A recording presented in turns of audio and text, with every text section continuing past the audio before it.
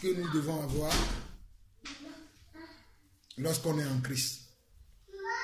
Donc, lorsque nous sommes en Christ, nous sommes les privilégiés du Seigneur. Nous sommes ceux en qui le Seigneur a confiance. Nous sommes ceux en qui le Seigneur place toute sa confiance, place tout son espoir, place toute sa force et son pouvoir, son autorité aussi. Tout ça au travers de qui? Au travers d'une seule personne qui est Christ.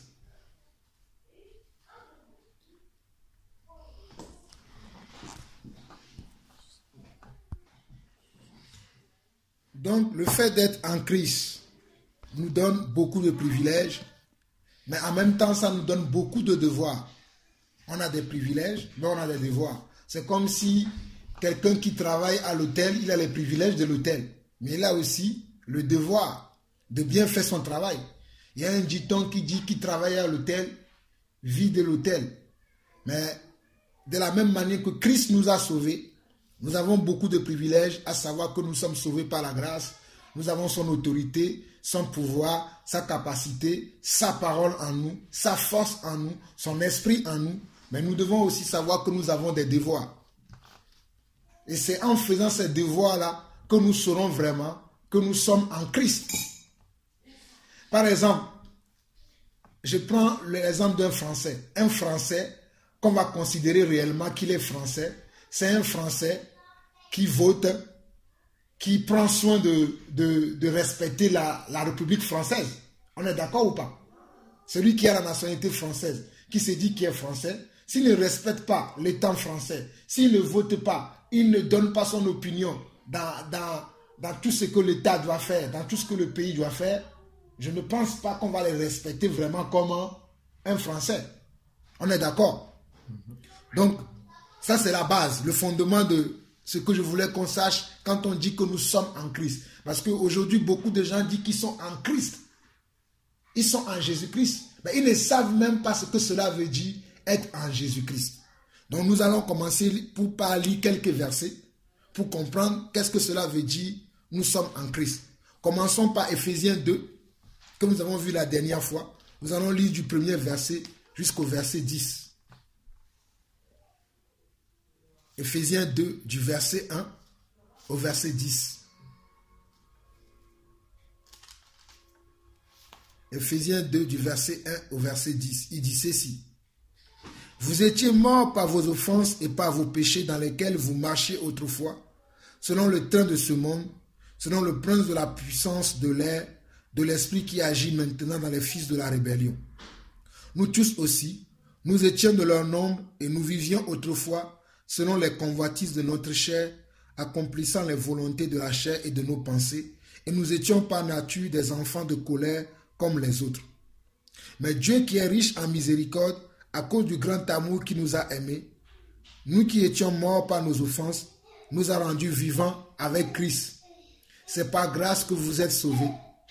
Il nous a ressuscités ensemble et nous a fait asseoir ensemble dans les lieux célestes en Jésus-Christ, afin de montrer dans les siècles à venir l'infinie richesse de sa grâce par sa bonté envers nous en Jésus-Christ. Car c'est par la grâce que vous êtes sauvés par le moyen de la foi, et cela ne vient pas de vous, c'est le don de Dieu. Ce n'est point par les œuvres afin que personne ne se glorifie. Car nous sommes son ouvrage, ayant été créés en Jésus-Christ pour de bonnes œuvres que Dieu a préparées d'avance afin que nous les pratiquions. Dans ce verset, nous l'avons un peu partagé la dernière fois, mais si nous voyons bien le verset 3, il nous disait que nous étions dans le monde comme toutes les autres personnes aujourd'hui, qui sont soit dans le monde, soit dans la religion, soit dans les choses ténébreuses. Nous étions comme eux avant, vivant selon la convoitise de notre chair, accomplissant les volontés de la chair et de nos pensées. Et nous étions par nature des enfants de colère comme les autres. Nous avons la colère en nous, la colère de montrer aux gens ce que nous sommes, la colère de pouvoir montrer notre connaissance, notre sagesse. Nous vivions tous comme ces gens du monde. Mais il a fallu que Jésus puisse venir nous rencontrer. Il a fallu que nos chemins rencontrent le chemin du Seigneur. Il a fallu que nos routes se croisent avec Jésus-Christ afin que nous puissions être des nouvelles personnes que nous sommes aujourd'hui. Donc nous devons comprendre que c'est par cette grâce-là que Dieu nous a sauvés. Mais il nous a sauvés par grâce, mais il a préparé les œuvres justes d'avance afin que nous les pratiquions pour que nous puissions demeurer en lui. C'est pour ça que le verset 10 de ce chapitre est très important. Il dit, car nous sommes son ouvrage. Nous l'ouvrage de qui? Nous sommes l'ouvrage de Dieu. Ayant été créés en qui? En Jésus-Christ. Pour de bonnes œuvres que Dieu a préparées d'avance afin que nous les pratiquions. Il y a des gens qui font des œuvres aujourd'hui sans Jésus-Christ. Les œuvres qu'on peut faire aujourd'hui sans Jésus-Christ, c'est d'avoir une pensée. Pour nous, on a une pensée dans la tête.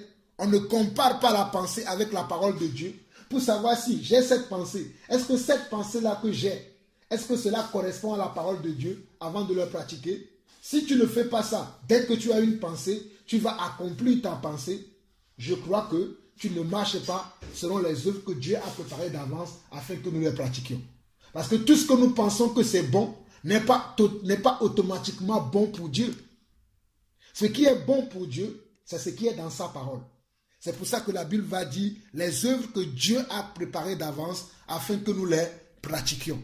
Mais beaucoup d'entre nous aujourd'hui, moi le premier, lorsque nous avons une pensée ou nous voulons faire quelque chose, nous ne consultons pas Dieu. Nous allons directement faire ce que nous avons envie de faire parce que pour nous, dès que nous avons une pensée, cela vient du ciel. Mais croyez-moi, toutes les pensées ne viennent pas du ciel. Tout ce que nous pouvons ressentir, que ce soit des sentiments, des émotions ou tout ce que nous pouvons avoir comme des pensées, des idées, ne viennent pas automatiquement du ciel. Vous allez me dire, frère, tu dis n'importe quoi, mais c'est la vérité. Tout ce que nous pouvons avoir comme pensée, peu importe la beauté de la pensée, peu importe la bonté, il y a le mot beauté, beau ou belle, bonté, c'est-à-dire la manière de la chose, le rôle de la chose, la capacité de la chose, c'est-à-dire peu importe la bonté de la chose, cela ne signifie pas réellement que c'est la volonté de Dieu. Vous allez me dire, je raconte n'importe quoi. Regardons Matthieu chapitre 16. Matthieu chapitre 16. Il y a un verset là-bas qui nous dit quelque chose de très important.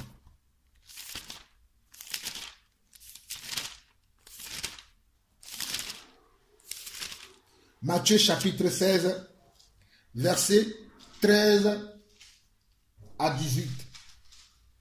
Et je vais laisser le frère Patrick nous lire ça. Matthieu 16, verset 13 à 18. Jésus, arrivé sur le territoire de Césarée de Philippe, posa cette question à ses disciples. Au dire des gens, qui suis-je, moi, le Fils de l'homme? Ils répondirent, les uns disent Jean-Baptiste, d'autres Élie, d'autres Jérémie ou l'un des prophètes. Mais vous, leur dit-il, qui dites-vous que je suis? Simon-Pierre répondit, tu es le Christ, le Fils du Dieu vivant. Jésus reprit la parole et lui dit, tu es heureux, Simon, fils de Jonas, car ce ne sont pas la chair et le sang qui t'ont révélé cela, mais mon Père qui est dans les cieux. Et moi, je te dis que tu es Pierre, et que sur cette pierre, je bâtirai mon église, que les portes du séjour des morts ne prévaudront pas contre elle. Amen. Regardez bien ici, le verset 13 dit ceci. Jésus étant arrivé dans le territoire de Césarée de Philippe, demanda à ses disciples, qui suis-je au dire des hommes, moi le Fils de l'homme? Mes frères, pensez-vous que Jésus ne savait pas ce que les gens disaient de lui? Il savait déjà ce que les gens disaient de lui. Parce que si vous lisez les autres passages dans d'autres versets, vous lisez d'autres versets dans d'autres passages de la Bible, Jésus savait que les autres lui appelaient comme s'il était l'Élie qui devait venir. Les autres le comparaient à un prophète. Donc Jésus savait déjà ce que les gens disaient de lui. Mais s'il posait cette question, il attendait que quelqu'un puisse dire le verset là, le verset 10 d'Éphésiens. Car nous sommes son ouvrage ayant été créé en Jésus-Christ pour de bonnes œuvres que Dieu a préparées d'avance afin que nous les pratiquions. Dieu voulait écouter la bonne réponse, c'est-à-dire attendre que quelqu'un sait ce qu'il était réellement. Et quand vous regardez le verset 14, il y a quelqu'un qui dit, il répondit, les uns disent que tu es Jean-Baptiste, les autres Élie, les autres Jérémie ou l'un des prophètes. Ce sont tous des bonnes choses. Regardez, les uns disent que tu es Jean-Baptiste. Jean-Baptiste était un grand prophète. La Bible rend témoignage de lui que de tous des fils des hommes qui sont nés, personne n'a pu agir comme Jean-Baptiste. Ce n'est pas moi qui le dis. Hein. Vous pouvez lire Matthieu chapitre 3, il est dit dedans. Que de tous les hommes qui sont nés, personne n'a pu agir comme Jean-Baptiste. Donc on va dire, Jésus, on pense que tu es Jean-Baptiste. Ça ne l'a pas satisfait parce que Jésus n'attendait pas cela. Après, quelqu'un d'autre va dire, les uns disent que tu es, les autres disent que tu es Élie. Vous savez comment Élie aussi a marché. C'est lui qui a démontré la puissance de Dieu devant 400 prophètes de Baal. Cela n'a pas suffi à Jésus. Ils ont dit, les autres Jérémie, waouh, encore un grand prophète, qui a fait beaucoup de prodiges, qui a donné beaucoup de messages. Ça n'a pas suffi à Jésus. Et les deux autres disent, oh, l'un des prophètes, parce qu'ils ne savent plus quoi dire, que tu es l'un des prophètes. Mais Jésus ne s'est pas attendu. Il a dit maintenant, et vous, leur dit-il, qui dites-vous que je suis?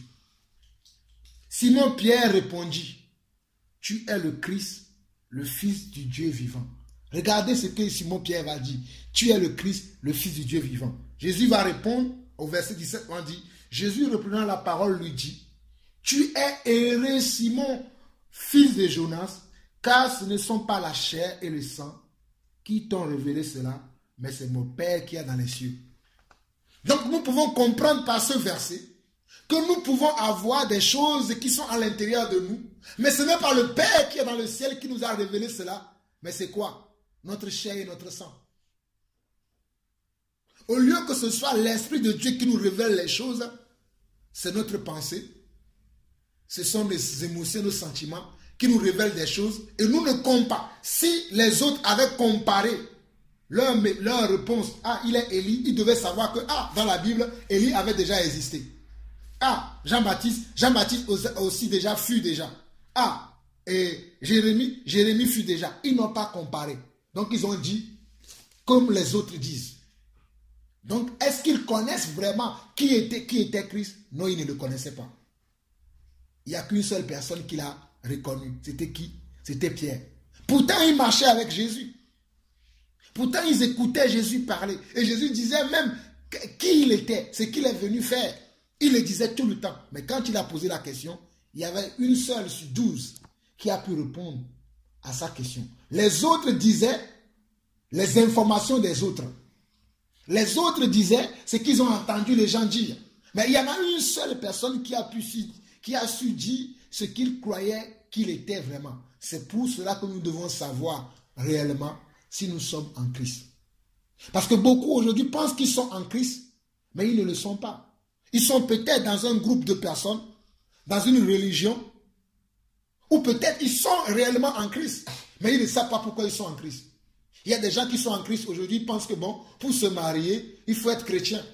Comme ça, dans ton église, tu vas trouver une fille, tu vas te marier, tu vas trouver un homme, tu vas te marier. Il y a d'autres, ils sont chrétiens, parce qu'ils pensent que quand tu es chrétien, tu as beaucoup de connaissances. Quand tu cherches du travail, on va prier pour toi, ou bien tu vas trouver... Des gens sont en Christ aujourd'hui pour plusieurs raisons. Mais nous, qui disent que nous sommes en Christ, quelle est la raison pour laquelle nous sommes en Christ? Est-ce que nous sommes en Christ parce que nous savons que Christ est le chemin, la vérité et la vie, et que nul ne peut aller au Père sans passer par lui? Est-ce que nous savons aussi que Christ, et que nous sommes en Christ parce que nous sommes en Christ, parce que Dieu veut que nous marchions selon sa parole, et que quand on devient son enfant, quand on devient enfant de Dieu, on doit automatiquement marcher comme lui, comme lui-même il a marché. Pour commencer à marcher, quand je dis automatiquement, ça ne veut pas dire, cela ne devient pas automatique, mais on doit faire un effort de pouvoir commencer à marcher maintenant comme un enfant de Dieu. Je prends l'exemple selon le monde. Dans le monde, quand un homme devient président, surtout en France ici, vous savez que quand Hollande est devenu président, il a quitté sa maison principale. Il habite où maintenant? il habite maintenant à l'Élysée avec lui et sa femme et ses enfants. Je pense que quand Hollande est arrivé à l'Élysée, il va apprendre maintenant à connaître les coins et recoins de l'Élysée. Comment il va marcher dans l'Élysée, comment il va parler dans l'Élysée, comment ses enfants, tout ça là, il va se réadapter à l'Élysée maintenant. Mais pourtant, il n'est pas né à l'Élysée. Et c'est la même chose pour nous, enfants de Dieu. Lorsque nous devenons enfants de Dieu, nous nous adaptons à la manière de Dieu de marcher, de parler et d'agir. C'est ça être en Christ. Parce que Éphésiens 2 dit bien sûr que, à partir du verset 3, je ne vais pas le relire, mais vous savez déjà que nous étions dans le monde comme les autres. Nous faisons comme les autres, nous agissons comme les autres. Baf! Nos chemins ont rencontré le chemin de Jésus-Christ. Après, Christ est rentré dans notre vie.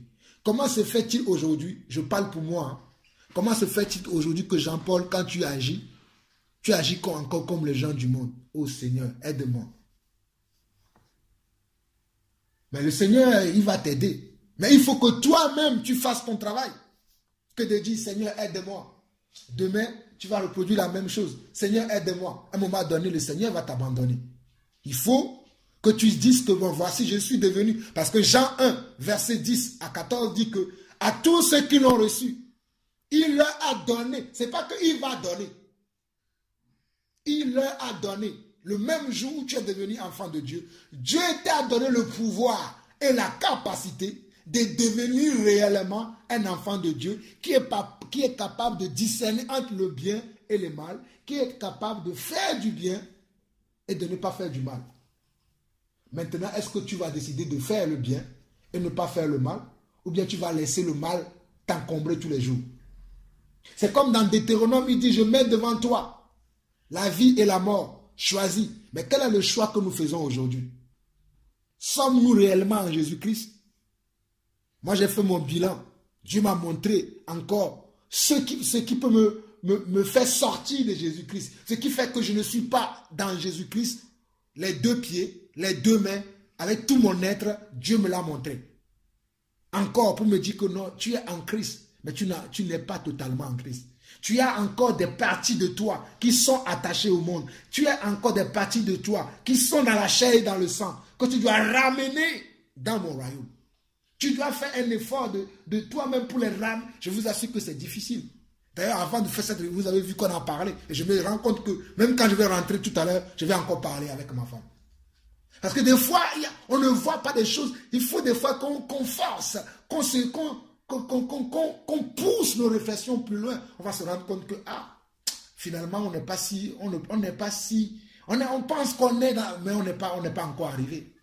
On pense qu'on est dans le Seigneur. Mais est-ce que le Seigneur vient aujourd'hui? Est-ce que nous serons réellement en lui? Sommes-nous réellement en Christ? C'est une question très primordiale que nous devons se poser tous les jours. Parce que tu peux être en Christ hier et aujourd'hui ne plus l'être. Tu peux être en Christ aujourd'hui et demain ne plus l'être. Tu peux ne pas être en Christ hier, mais aujourd'hui être en Christ. Donc tout dépend de notre état spirituel et tout dépend aussi de la manière dont nous travaillons sur notre sanctification, sur notre relation avec le Seigneur. La relation que nous avons avec le Seigneur, la relation aussi que nous avons avec la parole de Dieu, parce que la parole de Dieu est aussi le Seigneur. Donc, nous allons voir quelques versets, je vais prendre plusieurs versets que nous allons lire pour voir, chacun va voir, est-ce que nous sommes déjà comme ça? Est-ce que nous sommes conscients de ces versets-là? Est-ce que nous nous voyons dans ces versets? Ou bien nous nous voyons aujourd'hui, demain nous ne le sommes pas, après demain nous sommes... Non, est-ce que nous sommes tous les jours dans ces versets-là? Donc, lisons Colossiens 2, verset 13. Colossiens chapitre 2.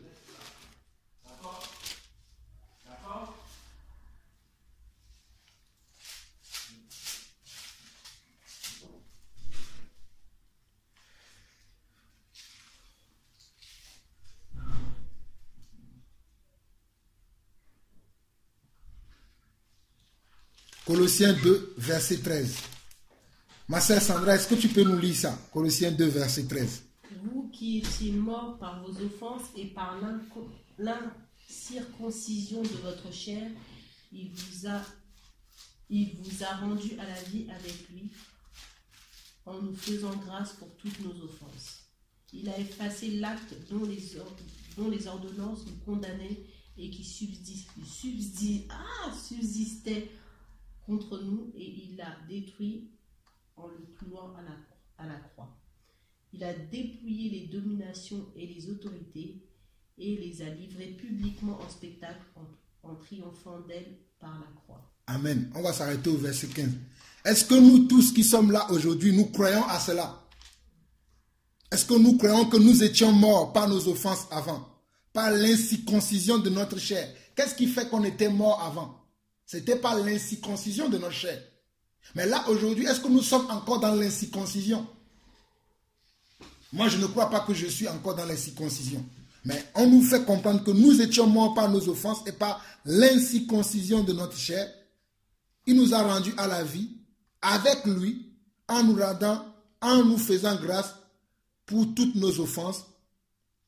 Il a effacé là dont les ordonnances nous condamnaient, c'est-à-dire la vie que nous avions avant. Il les a effacées.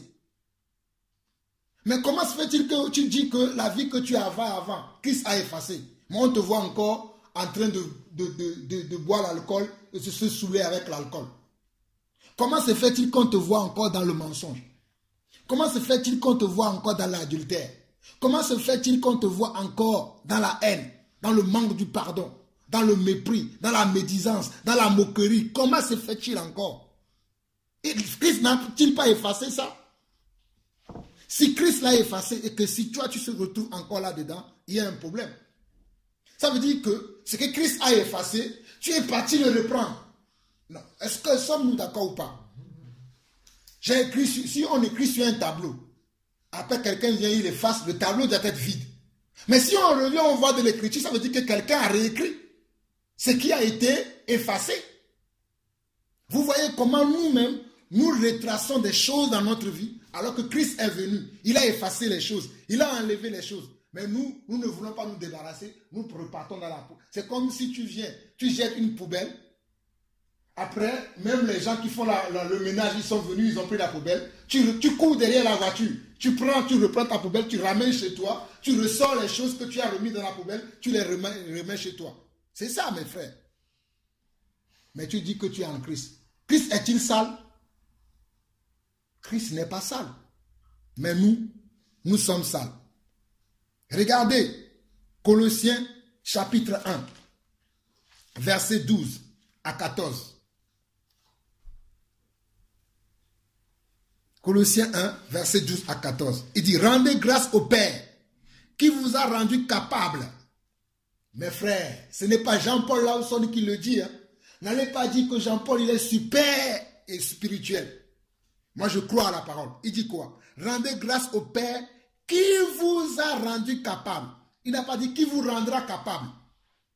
Qui vous a rendu capable d'avoir part à l'héritage des saints dans la lumière. Il nous a délivrés de la puissance des ténèbres et nous a transportés dans le royaume de son Fils bien-aimé, en qui nous avons la rédemption, le pardon des péchés. Waouh! Je relis encore. Peut-être je ne comprends pas le français, mais je pense que vous comprenez le français comme moi. Rendez grâce au Père qui vous a rendu capable d'avoir part à l'héritage des saints dans la lumière. Il nous a délivrés. Ce n'est pas qu'il va nous délivrer, qu'il nous délivrera. Il nous a, c'est fait, c'est le présent. Il nous a délivrés de la puissance des ténèbres et nous a transportés dans le royaume de son Fils bien-aimé, en qui nous avons la rédemption et le pardon des péchés. Ma question est encore, sommes-nous dans le royaume de son Fils aujourd'hui? Il y avait un enfant dans la Bible qui avait quitté le royaume de son père. Il était dans ce royaume-là avant. Il vivait bien. Il avait les bonnes grâces de son père. Mais à un moment donné, Satan l'a trompé. Va dire à ton père, donne-moi ma part de ton héritage aujourd'hui. Il est parti. Son père n'a pas discuté. Il a donné. Il est parti. Lui, il a fait quoi? Il a dilapidé sa part d'héritage. Mais à un moment donné, il s'est rendu compte que non, il n'était plus dans le royaume de son père. Qu'il était misérable. Et il s'est dit, je vais retourner dans la maison de mon père. Je vais lui dire que papa, j'ai péché contre toi. Est-ce que nous sommes encore prêts aujourd'hui pour demander à Dieu pardon parce que nous avons péché? Ou le serpent ancien nous a tellement aveuglés que nous ne voyons même pas que nous avons péché. Des fois quand je parle avec certains frères, c'est là où je me dis, mais Seigneur, est-ce que c'est moi qui ai un problème? Moi je me rends compte lorsque je fais un péché. Comment se fait-il que celui-là, son truc, je le vois noir sur blanc, que c'est un péché? Mais il persiste à me dire que ce n'est pas un péché. Il veut m'obliger même à accepter que ce n'est pas un péché. Comment lui, il persiste à cela? Des fois, je me dis que ce n'est pas la grâce de Dieu. Des fois, je me dis non. C'est parce que l'autre, il ne veut pas accepter. Il ne veut du tout pas accepter qu'il a péché. Vous allez me dire que frère, tu dis n'importe quoi. Je vais vous donner un autre exemple. Parmi les 12 disciples de Jésus, Jésus avait choisi 12 disciples. Mais avant qu'ils ne meurent, ils étaient combien? 11. Merci mon frère Patrick. Ils n'étaient plus 12, ils étaient 11. Pourquoi ils étaient 11? Parce que la 12e personne s'est décidé lui-même de ne plus être disciple de Christ. Ce n'est pas moi qui l'invente. Lisez la Bible. Il s'est décidé lui-même. Mais pourtant, Jésus l'avait prévenu. Les autres l'ont mis en garde. Lorsqu'il lui prenait, il tenait la bourse. Il aimait beaucoup la bourse. Il se servait même dans la bourse. Et que les autres, ils ont dit, fais attention à toi. Ne se sert pas souvent de la bourse là. Ça peut t'amener des problèmes. Le gars n'a pas voulu comprendre. Je parle comme on parle aujourd'hui. Comme les gens disent, le mec n'a pas voulu comprendre. Mais quand Satan a vu maintenant qu'il aime trop le gain, qu'on lui a proposé 30 cycles d'argent, qu'est-ce qu'il a fait? Il a livré le Seigneur. Et en livrant le Seigneur, il s'est automatiquement lui-même sorti des 12 disciples que Jésus avait sortis pour lesquels il avait un plan. Mes frères, Dieu nous a choisis tous ensemble afin que nous montons tous ensemble au ciel avec lui. Mais monteront que ceux qui vont rester et demeurer en lui. Ceux qui ne vont pas rester en Christ, qui ne vont pas demeurer en Christ, ils ne monteront pas. Moi, je ne peux pas dire aujourd'hui que tel va monter, tel ne va pas monter, mais je nous donne à nous-mêmes les critères qui vont faire qu'on va monter et les critères qui vont faire qu'on ne montera pas. Mais je suis incapable de dire que telle personne, parce qu'aujourd'hui peut-être, je suis prêt pour monter. Est-ce que demain je serai encore prêt?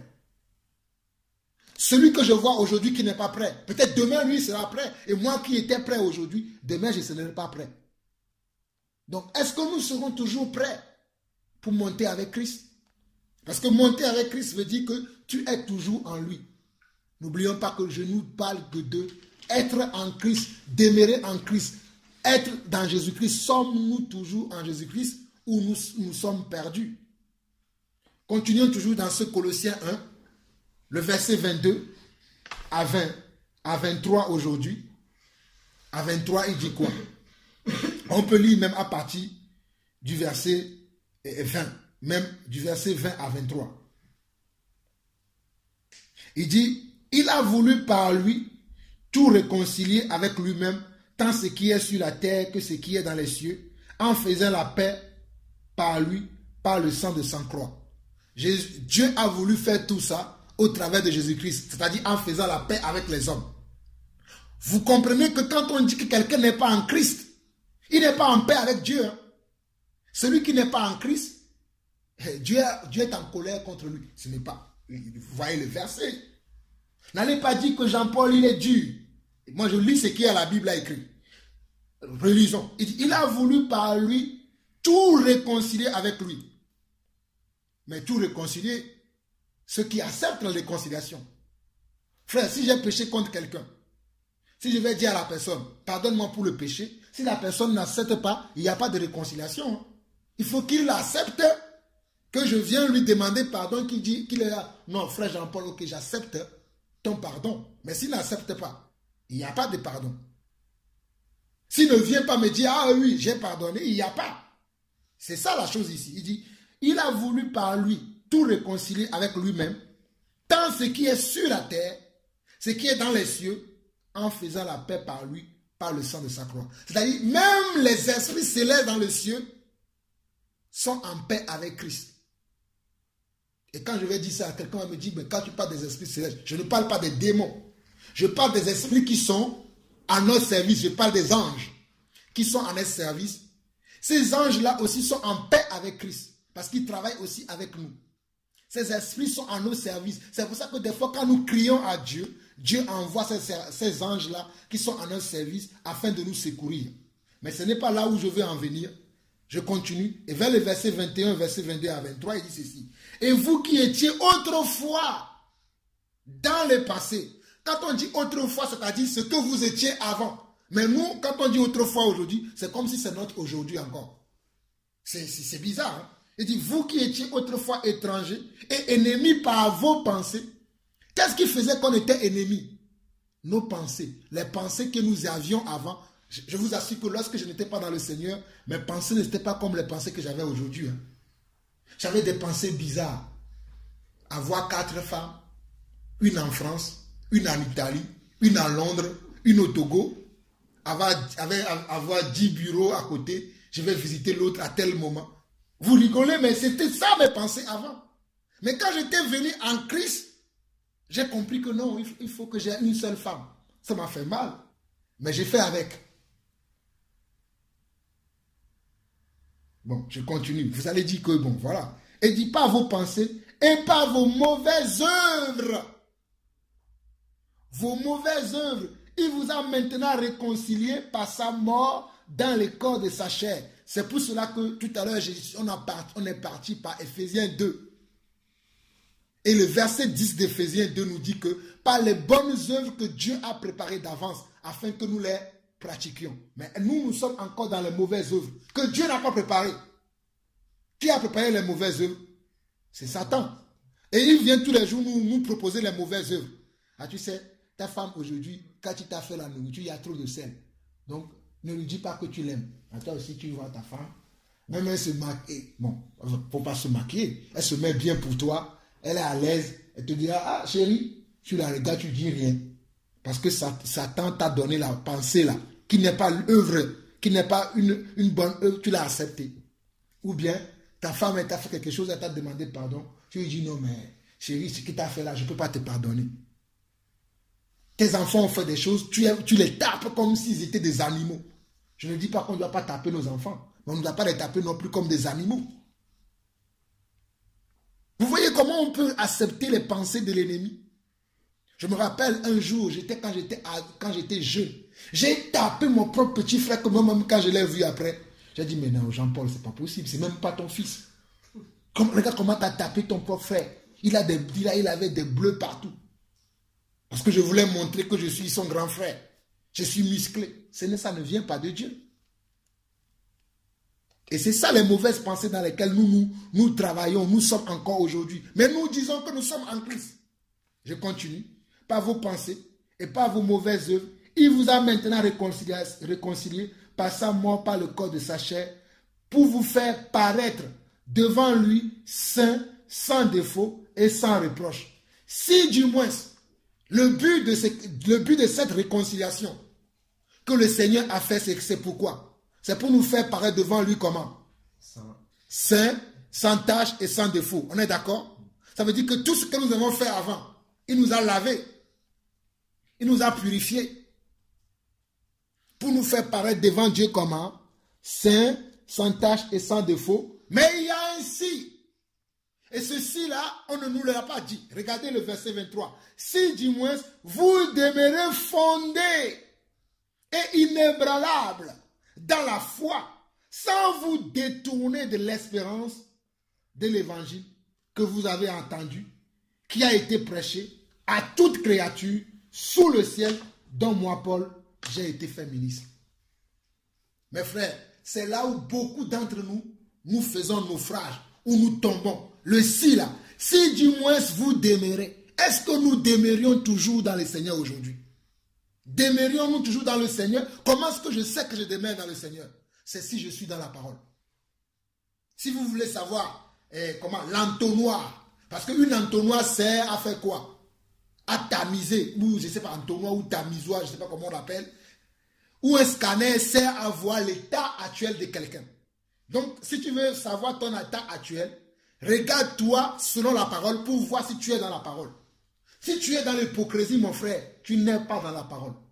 Je vous assure, je vous dis la vérité. Si tu es dans l'hypocrisie, si dans ton cœur, il y a ne serait-ce que 0,0000001% d'hypocrisie, mon frère, tu n'es pas dans la parole.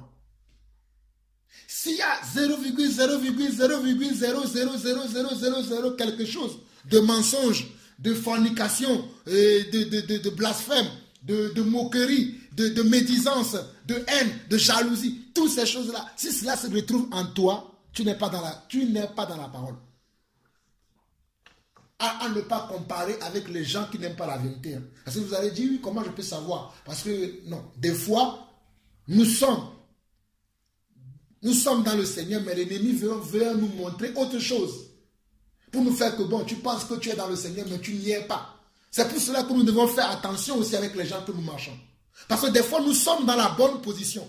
Nous avons la bonne attitude. Mais l'autre, il vient pour nous faire sortir. Moi, j'ai vu plusieurs fois où j'ai commis des péchés. Certains péchés que je pourrais éviter, c'est en suivant des frères, soi-disant chrétiens. Bien sûr, je ne parle pas des gens du monde. C'est en suivant des soi-disant chrétiens qui viennent me dire, non, alors on va faire ceci. Et moi aussi, n'ayant pas beaucoup de discernement ou beaucoup de sagesse, je les suis. Je me dis, mais attends, c'est après coup que je me rends compte que non, là je viens de faire quelque chose que je ne devais pas faire. Parce que quand on m'a proposé, je n'ai pas pris un temps pour méditer, pour dire, bon, vous m'avez proposé, attendez un instant, je vérifie. Non, je suis, parce que je vois, ah oui, c'est frère Patrick. Non, tout ce que le frère Patrick dit, c'est la vérité. Mais qui t'a dit ça? Mes frères, faisons attention. Il dit, si, dis-moi, vous demeurez fondés. Vous demeurez fondés veut dire, il ne doit pas avoir une autre fondation que ce que nous avons reçu. Et notre fondation, c'est quoi? C'est la parole, c'est la vérité, c'est la justice de Dieu, c'est l'esprit de Dieu, c'est l'amour de Dieu, c'est la vie de Dieu. Il dit quoi? Et inébranlable. Inébranlable veut dire, les gens qui sont inébranlables, c'est les gens qui aujourd'hui pensent que c'est blanc. Après 30 minutes, tu lèves. Ah non, il dit finalement c'est rouge. Après, oh non, ce n'est même pas rouge, c'est bleu. Ça veut dire quoi? Ils sont emportés à tout vent de doctrine, à tout vent de décision. Ils ne savent pas leur pied de leur pied gauche, de leur pied droit. Ils ne savent pas là où ils sont. Ils changent de terrain tout le temps. Ils changent de camp tout le temps. Mais nous, la Bible nous demande que nous devons rester comment? Inébranlables. Mes frères, l'une de mes qualités, c'est que je suis inébranlable. Si je te dis que c'est non en 2008, si tu viens me voir en 2016, ce sera toujours non. Je parle bien sûr, bien évidemment, de la parole. Je ne dis pas non comme ça, bizarrement, parce que voilà, je ne veux pas aimer quelqu'un. Je ne parle pas de ça. Mais s'il y a quelque chose que j'ai vu, selon la parole, que pour moi c'est un péché, et qu'en 2000, je t'avais dit que c'est un péché, et que la parole confirme que c'est un péché, en 2016, ça sera pour moi toujours un péché. Subitement, parce que bon, voilà, tu viens de m'accorder, je ne sais pas, un crédit de 500 €, ça ne va plus devenir un péché. Je ne suis pas comme ça. Mais allez voir les hommes de Dieu que nous avons aujourd'hui, les frères que nous avons aujourd'hui, les sœurs que nous avons aujourd'hui. On change, on devient des caméléons, des chrétiens caméléons. On n'a plus c'est bizarre que le Seigneur nous aide. Mais je ne comprends pas comment les chrétiens aujourd'hui changent de situation. Mais ils disent qu'ils sont en Christ. Comment est-ce qu'on sait que quelqu'un est en Christ? En demeurant inébranlable dans la foi. Sans vous détourner. On se détourne. On est dans la vérité aujourd'hui. Demain, on se détourne. On va dans le mensonge. Parce que le mensonge est beaucoup plus attirant. Le mensonge donne beaucoup plus de choses. Pas plus tard que ce matin, j'ai regardé une vidéo d'un certain frère. J'ai regardé la vidéo, j'ai dit waouh. Regardez comment le mensonge gagne du terrain. Et ça continue. Et les gens aiment ça. Cette semaine, j'avais fait une vidéo la semaine dernière. Il y a une soeur qui m'a commencé à m'appeler. Je n'ai même pas voulu répondre. Parce que mes frères, il y a une chose aujourd'hui, je l'ai dit, hein, c'est que quand on voit les vidéos comme ça, on est touché. On commence, amen, amen. Mais deux heures plus tard, 2 jours plus tard, la même personne qui a écouté une vidéo qui te dit amen, tu le vois, il n'est plus intéressé. C'est pour ça que nous devons faire attention aussi à des vidéos que nous faisons. Hein. J'ai fait une vidéo sur certains groupes de personnes qui devaient venir en France pour chanter en payant. Pour moi, ce n'est pas biblique. Et le Seigneur m'avait interpellé pour faire une vidéo. Moi, je m'arrête là. Mais il y a des gens, quand tu fais des vidéos comme ça, il y a des gens, je n'entends plus parler d'eux depuis des années, des mois. Dès que je fais une vidéo, ils appellent. Oh frère Jean, il vient, il fait des commentaires, je suis béni. Mais est-ce que tu m'appelles tous les jours pour demander comment je vais? Est-ce que nous avons une relation? Jésus avait une relation, une communion avec ses disciples. Jésus avait une relation, une communion avec ses disciples. Nous, il n'y a pas de relation aujourd'hui. Notre relation aujourd'hui, c'est avec YouTube. Je ne dis pas, écoutez bien ce que je suis en train de dire. Je ne dis pas que nous ne devons pas écouter YouTube.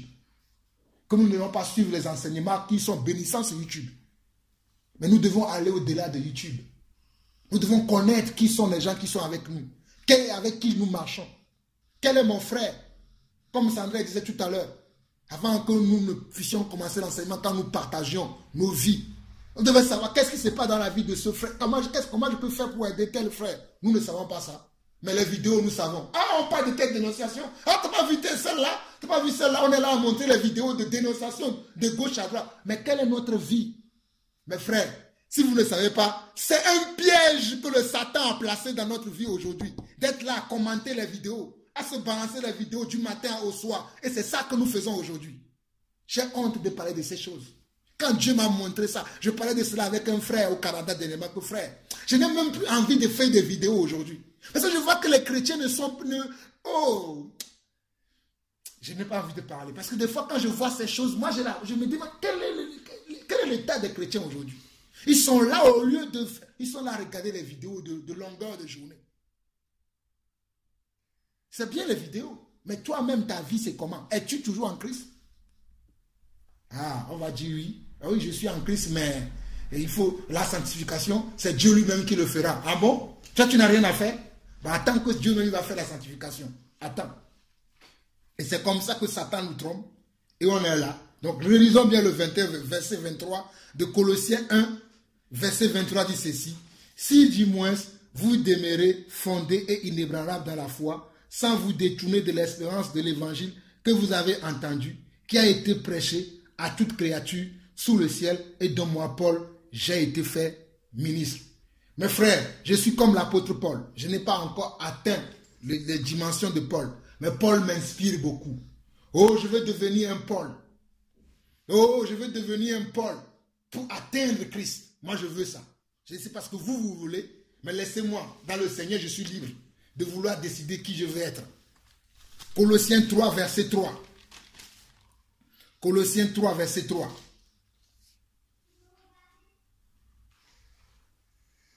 Colossiens 3, verset 3. Car vous êtes morts et votre vie est cachée avec qui? Avec Christ en Dieu. Je nous pose la question. Est-ce que nos vies sont réellement mortes aujourd'hui? Est-ce que nous sommes morts aujourd'hui? Quand tu touches un mort ne parle pas. Mais allez toucher un frère, il va commencer à te citer tous les versets. Oui, dans Jean, ceci, il est dit, il est écrit, Josué, ceci, cela. Il est écrit, il est écrit, il est écrit, il est écrit, il est écrit, il est écrit. Oui, la parole, la parole, la parole, la parole. Comme quelqu'un du monde qui a chanté, parole, parole, parole. Mais la pratique, il est où la pratique? On n'a pas la pratique. Mais la parole, on l'a. Mais Satan aussi a la parole. Je parle pour moi-même. Peut-être je ne parle pas à quelqu'un. Mais moi, je sais que je dois travailler encore. Et encore. Et encore. Et encore. Afin de garantir le ciel. Vous savez, là, j'ai une voiture. Elle est assurée. Je suis là, mais je suis tranquille. Pourquoi je suis tranquille? Parce que je sais que ma voiture est assurée. S'il y a même une pierre qui tombe par terre, il tombe sur ma voiture, je vais simplement aller appeler mon assurance. Vous avez vu, il y a une pierre qui est tombée sur la voiture. Ils vont réparer. S'ils ne peuvent pas, ils vont me rembourser la voiture. Mes frères, avez-vous l'assurance de vos vies aujourd'hui? Vous êtes sûr aujourd'hui que si vous mourrez, vous irez dans le sein d'Abraham ou vous allez là où il y a le Lazare qui attend son jugement? Sommes-nous conscients de ces choses? Parce que être en Christ, c'est ça. Être en Christ, ce n'est pas de dire j'ai une grosse Bible, Je connais les versets par cœur. Je fais des vidéos par-ci ou par-là. Je suis invité par-ci ou par-là. Les gens m'apprécient. Les gens me disent, oh, amen, gloire à Dieu. Oui, les hommes peuvent te dire amen sur terre. Mais est-ce que Dieu te dit amen? Est-ce que Dieu te dit à toi aussi amen? Si les amens des hommes te satisfait, moi les amens des hommes ne me satisfait pas. J'attends l'amen de Dieu. Parce que c'est l'amen de Dieu qui fera de moi l'homme que Dieu veut vraiment que je sois. Regardons Éphésiens chapitre 1. Nous arrivons presque à la fin. Là, nous allons voir que des versets qui parlent de la personne qui doit être en Christ. Quelle est sa position? Quelles sont les choses qu'il fait? Quel est le comportement qu'il a? L'attitude qu'il a? Les choses que Dieu lui a données? Les choses que nous devons avoir? Nous allons regarder toutes ces choses. Lisons Éphésiens chapitre 1 à partir du verset 3 au verset 8.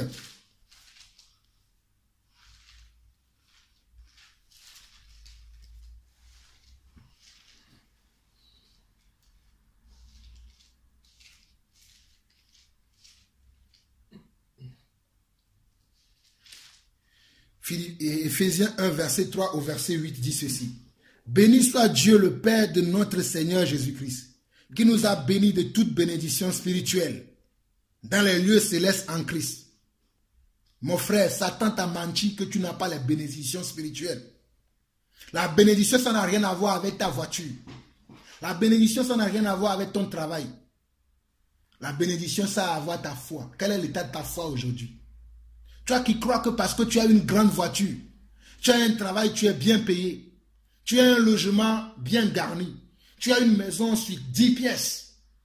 Oui, c'est bien. Mais ça, ce n'est pas la bénédiction spirituelle. Verset 4. En lui, Dieu nous a élus avant la fondation du monde pour que nous soyons saints. Dieu nous a élus pour que nous soyons comment? Comme n'importe qui. Comme tout le monde? Non. Pour que nous soyons saints et irréprochable devant lui. Est-ce que quand Dieu te regarde aujourd'hui, il peut te reprocher quelque chose? Mes frères, je ne peux pas vous dire, Dieu m'est témoin. Le Dieu que je sais m'est témoin que ce que je suis en train de dire, Dieu sait que j'ai fait. Je me suis dit, Seigneur, je suis encore irréprochable. Permets que je ne sois plus irréprochable. Je ne vous mens pas. Dieu m'est témoin que je dis ça. Je me suis dit, Seigneur, j'ai besoin de toi là. Là, c'est trop. Permets que je sois irréprochable. Et c'est là où Dieu m'a montré encore comment je dois faire pour que je sois irréprochable. Si nous ne nous posons pas les bonnes questions, nous n'aurons pas de bonnes réponses. Posons-nous de bonnes questions. Verset 5. Il nous a prédestinés dans son amour à être ses enfants d'adoption par Jésus-Christ selon le bon plaisir de sa volonté pour célébrer la gloire de sa grâce dont il nous a favorisés dans le bien-aimé. Dieu nous a favorisés dans sa grâce, dans sa gloire, dans sa grâce. Mais nous, la grâce, nous le balançons aux pieds comme les gens. Comme nous sommes dans le temps de grâce aujourd'hui, tu vois, les gens, ils ne font plus d'efforts. Nous sommes dans le temps de la grâce, donc comme c'est le temps de la grâce, on fait tout ce qu'on veut, c'est la grâce. Bon, continue alors. Verset 7. En lui, nous avons la rédemption par son sang, le pardon des péchés, selon la richesse de sa grâce, que Dieu a répandu abondamment sur nous par toute espèce de sagesse et d'intelligence. Nous avons la sagesse et l'intelligence. Continuez vous-même à la fin, jusqu'à la fin de ce chapitre. Vous allez tomber sur des versets et vous allez comprendre que nous avons oublié beaucoup de choses que nous ne pratiquons pas. Regardons maintenant 2 Pierre. 2 Pierre. 2 Pierre, chapitre 1.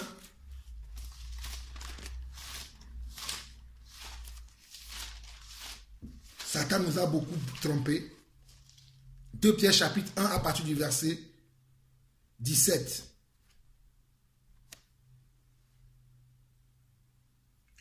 Il dit, car il a reçu de Dieu le Père honneur et gloire, quand la gloire magnifique lui fit entendre une voix qui disait, celui-ci est mon fils bien-aimé, en qui j'ai mis toute mon affection.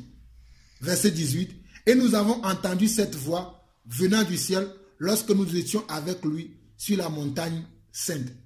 Je ne voulais pas aller continuer vers le début parce que nous avons lu ce chapitre-là le dimanche dernier quand nous nous exhortons. Et je suis parti plus loin afin que vous puissiez comprendre. Mais ici, c'est l'apôtre Paul, Pierre qui parle. Si vous lisez à partir du premier verset, parce que je ne veux pas, parce qu'il y a beaucoup d'autres versets que nous devons lire, c'est pour ça que je ne veux pas partir trop loin. Mais si vous lisez bien ici, c'est l'apôtre Pierre qui parle. Il dit, car il a reçu du Père l'honneur et gloire, quand la voix magnifique lui fit entendre une voix qui disait, celui-ci est mon fils bien-aimé en qui j'ai mis toute mon affection. Mon frère, ma soeur, lorsque Christ te voit aujourd'hui, est-ce qu'il peut témoigner cela par rapport à toi? Et Pierre dit que et nous avons entendu. Quelle est la voix que tu entends aujourd'hui de la part de Dieu? Je ne parle pas de la part des hommes. Parce que les hommes, pour nous flatter, oh Patrick, oh, tu es bien, je t'aime bien. Oh Gilles, tu es bien. Oh François, c'est bien ce que tu fais. Mais Dieu, est-ce que Dieu lui dit aussi c'est bien? Ici, c'est Dieu qui a rendu témoignage. De qui? De Jésus. Et les disciples étaient là, ils ont entendu eux-mêmes. Donc ils ont dit, ah, si nous avons quelqu'un à imiter, c'est lui que nous pouvons imiter quand nous avons entendu la voix de Dieu parler de lui. Même les personnes qui vous enseignent, y compris moi, on doit demander à Dieu. Dieu, il y a le monsieur là qui vient tout le temps nous dire ceci, cela. Montre-nous quel est son cœur. Les chrétiens aujourd'hui ne prient pas.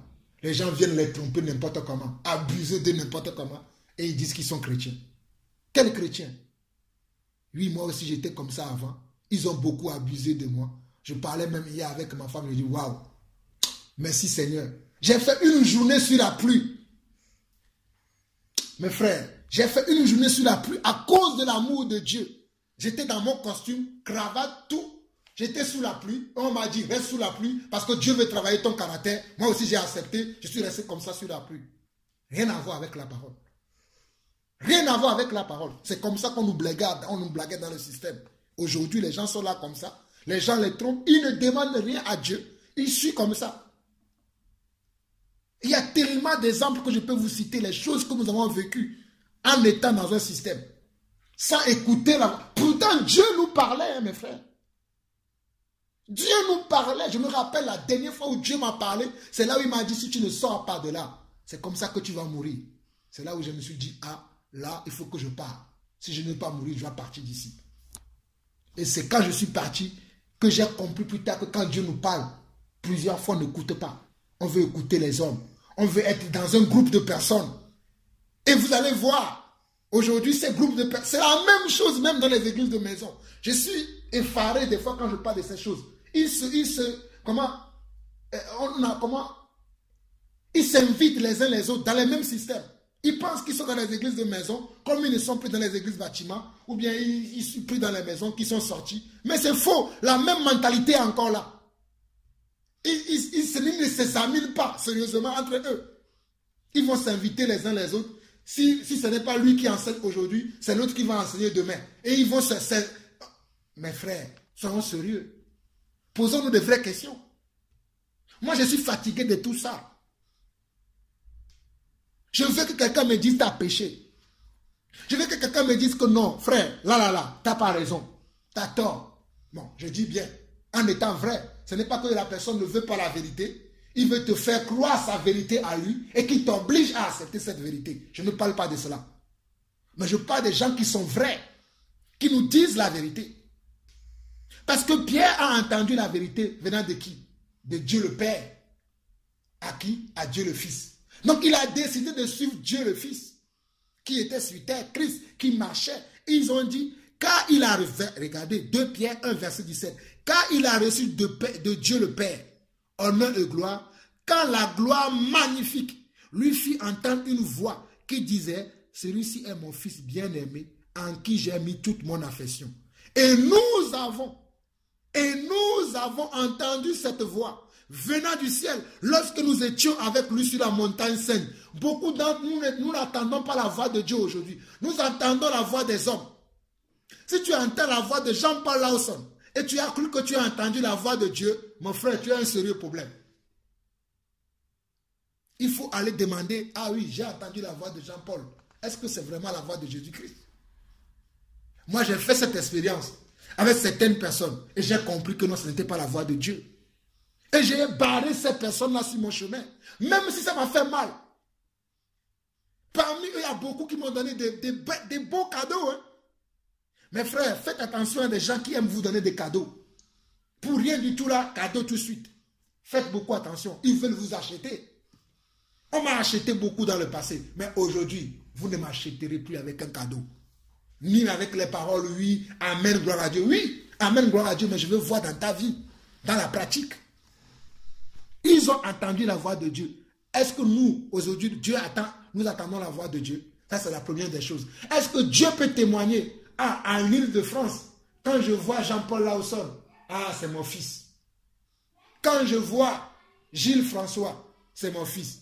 Quand je vois Audrey Lawson, c'est mon fils. Quand je vois Ben ceci, c'est mon... Est-ce que Dieu peut dire ça?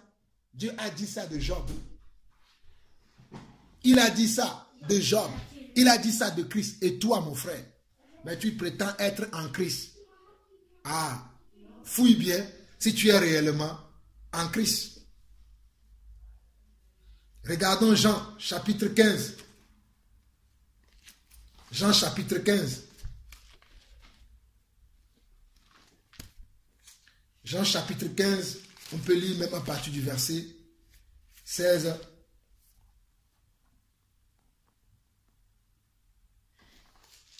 Non, lisons à partir du verset 15. Jean 15, 15. Dieu dit ceci. Je ne vous appelle plus serviteur parce que le serviteur ne sait pas ce que fait son maître. Mais je vous ai appelé ami parce que je vous ai fait connaître tout ce que j'ai appris de mon Père. Mes frères, Dieu nous dit que nous ne sommes plus des serviteurs. Nous sommes ses amis. Parce qu'il nous a fait connaître tout ce qu'il a appris de Dieu. Mais est-ce que nous, aujourd'hui, nous demeurons dans les choses dans lesquelles Christ a demeuré? Demeurons-nous dans ces choses? Partageons-nous ces choses? Est-ce que nous pratiquons ces choses? Ça, c'est ma première question. Vous allez voir que non, on ne pratique pas. On ne partage même pas. On partage d'autres choses. Bon, chacun fait là son bilan. Verset 16. Ce n'est pas vous qui m'avez choisi, mais moi je vous ai choisi et je vous ai établi afin que vous alliez et que vous portez du fruit et que votre fruit demeure afin que ce que vous demanderez au Père à mon nom, il vous le donne. Ce que je vous commande, c'est de vous aimer les uns les autres. Allez voir les chrétiens aujourd'hui. Il n'y a plus d'amour. C'est la tuerie. On s'entretue. Les gens pensent que tuer quelqu'un, c'est pointer une arme dessus, tirer dans ses tympans ou tirer sur ta tête, il est mort. Lorsque tu dis des faussetés sur ton frère, n'es-tu pas en train de tuer ton frère? Lorsque tu racontes des bobards sur ton frère ou sur ta soeur, n'es-tu pas en train de tuer ton frère? Allez lire 1 Jean le dit. Hein. Celui qui haït son frère est un meurtrier. Et beaucoup de frères se haïssent aujourd'hui. Mais quand ils sont en public, ils font semblant. Mais derrière, allez voir comment il haït le frère. Parce que le frère est plus apprécié que lui. Le frère est plus considéré que lui. Mais mes frères, dans la Bible, il y avait des gens qui étaient plus considérés. Christ était considéré. Qui sont les gens qui étaient fâchés? C'était les pharisiens, les sadducéens, les sacrificateurs du temple qui étaient fâchés. C'est la même chose aujourd'hui. Lorsqu'un frère est considéré, parce que ce frère-là demeure dans la vérité, vous allez voir que les gens vont être fâchés. Alors que le frère n'a rien fait. Il veut simplement demeurer dans la vérité. Vous allez voir, lorsqu'une sœur s'efforce à plaire à son mari, on va dire non, toi tu es trop soumis à ton mari là. C'est pas comme ça. Alors que la sœur veut simplement rester biblique, sauver son couple. On va venir lui dire, non, tu suis trop ton mari, tu es trop soumis. Il faut montrer à ton mari que c'est pas comme ça. Et c'est comme ça que dans les couples, il y a des problèmes. Ça vient de qui? Des sœurs. Mes amis, je vous parle du vécu. Des propres sœurs sont venues dans ma maison, ils ont dit à ma femme, non, ce n'est pas comme ça. Si ton mari, tu dois lui parler. les chrétiens, waouh, c'est les choses les plus difficiles sur la face de la terre. Mais ils vont dire qu'ils sont chrétiens. Mais Christ a dit, aimez-vous. Aimons-nous vraiment aujourd'hui? Que chacun se pose de bonnes questions. Je continue. Encore. Romains 9. Romains 9. À partir du verset 16. Romains chapitre 9. À partir du verset, on peut lire même à partir du verset 14. Et c'est là où beaucoup d'entre eux vont prendre ces versets hors contexte. Ils vont dire, oh non, c'est Dieu qui permet qu'il y a toutes ces choses. C'est Dieu qui fait tout, on met tout au nom de Dieu. Sans savoir quel est le contexte, comment Dieu a parlé de certaines choses. On prend les versets, on les forme comme... Des fois, il y a certaines choses, quand je les attends, je dis, waouh, Seigneur. Quelle Bible lisent les gens? Ici, on nous dit, que dirons-nous donc? Y a-t-il un Dieu de l'injustice? Loin de là. Car il a dit à Moïse, je ferai miséricorde à qui je fais miséricorde et j'aurai compassion de qui j'ai compassion. Ainsi donc, cela ne dépend pas ni de celui qui veut, ni de celui qui court, mais de Dieu qui fait miséricorde. Car l'Écriture dit à Pharaon, je t'ai suscité à dessein pour montrer à toi ma puissance et afin que mon nom soit publié par toute la terre. Ainsi, il fait miséricorde à qui il veut et il endurcit qui il veut. Tu me diras, pourquoi blâme-t-il encore? Car qui est-ce qui résiste à sa volonté? Ô homme, toi plutôt, qui es-tu pour contester avec Dieu? Le vase d'argile dira-t-il à celui qui l'a formé, pourquoi m'as-tu formé ainsi? Le potier n'est-il pas maître de l'argile pour faire avec la même masse un vase d'honneur et un vase d'un usage vil? Et que dire si Dieu voulant montrer sa colère et faire connaître sa puissance a supporté avec une grande patience des vases de colère prêts pour la perdition? Et s'il a voulu faire connaître la richesse de sa gloire envers des vases de miséricorde qu'il a d'avance préparés. Regardez les vases de miséricorde qu'il a d'avance préparés pour la gloire. Ainsi, il nous a appelés non seulement d'entre les Juifs, mais encore d'entre les païens. Mais il y a certaines personnes, ils vont prendre que le verset 14 et 15 et même verset 16 pour dire que non, Dieu va nous sauver quand même. Alors qu'ici, on ne parle pas de salut. On nous parle de l'appel de Dieu. On nous parle de comment Dieu donne sa grâce à certaines personnes pour accomplir certaines choses. Dieu parle de sa grâce, comment il appelle certaines personnes à faire certaines choses. Cela ne dépend pas de celui qui veut ou de celui qui court, mais ça dépend de Dieu qui appelle, qui donne les dons et les talents à chacun comme il veut, qui distribue les dons et les talents à chacun comme il veut. Mais il y a d'autres qui vont prendre ce verset pour justifier leur péché. Mais regardez, si je dis n'importe quoi, allons dans 1 Timothée. La Bible ne se contredit pas. Allons dans 1 Timothée, si je ne me trompe pas, 1 Timothée. Là où nous voyons vraiment que nous avons un travail à faire. C'est plutôt dans 2 Timothée. Dans 2 Timothée chapitre 2.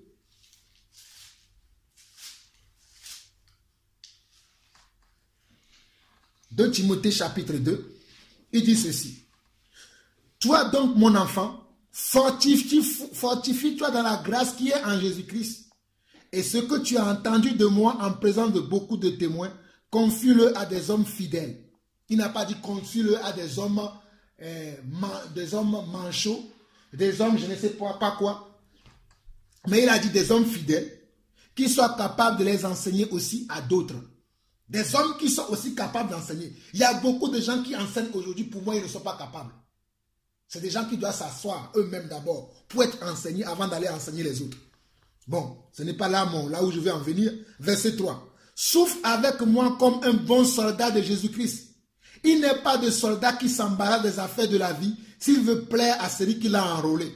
Et l'athlète n'est pas couronné s'il n'a pas combattu suivant les règles. Beaucoup d'entre nous combattons aujourd'hui et nous ne suivons pas les règles. Mes frères, je vais prendre un exemple de la vie courante aujourd'hui. Ça va nous parler plus. Je vais prendre l'exemple d'une équipe de football ou de baseball, je ne sais pas, n'importe quel genre d'équipe. Il y a un entraîneur. Je vais faire l'amalgame avec le royaume de Dieu. Dans notre royaume, l'entraîneur, c'est Jésus. Nous sommes qui? Les joueurs. Tous les jours, Dieu va nous entraîner en fonction des épreuves, des difficultés que nous avons dans la vie.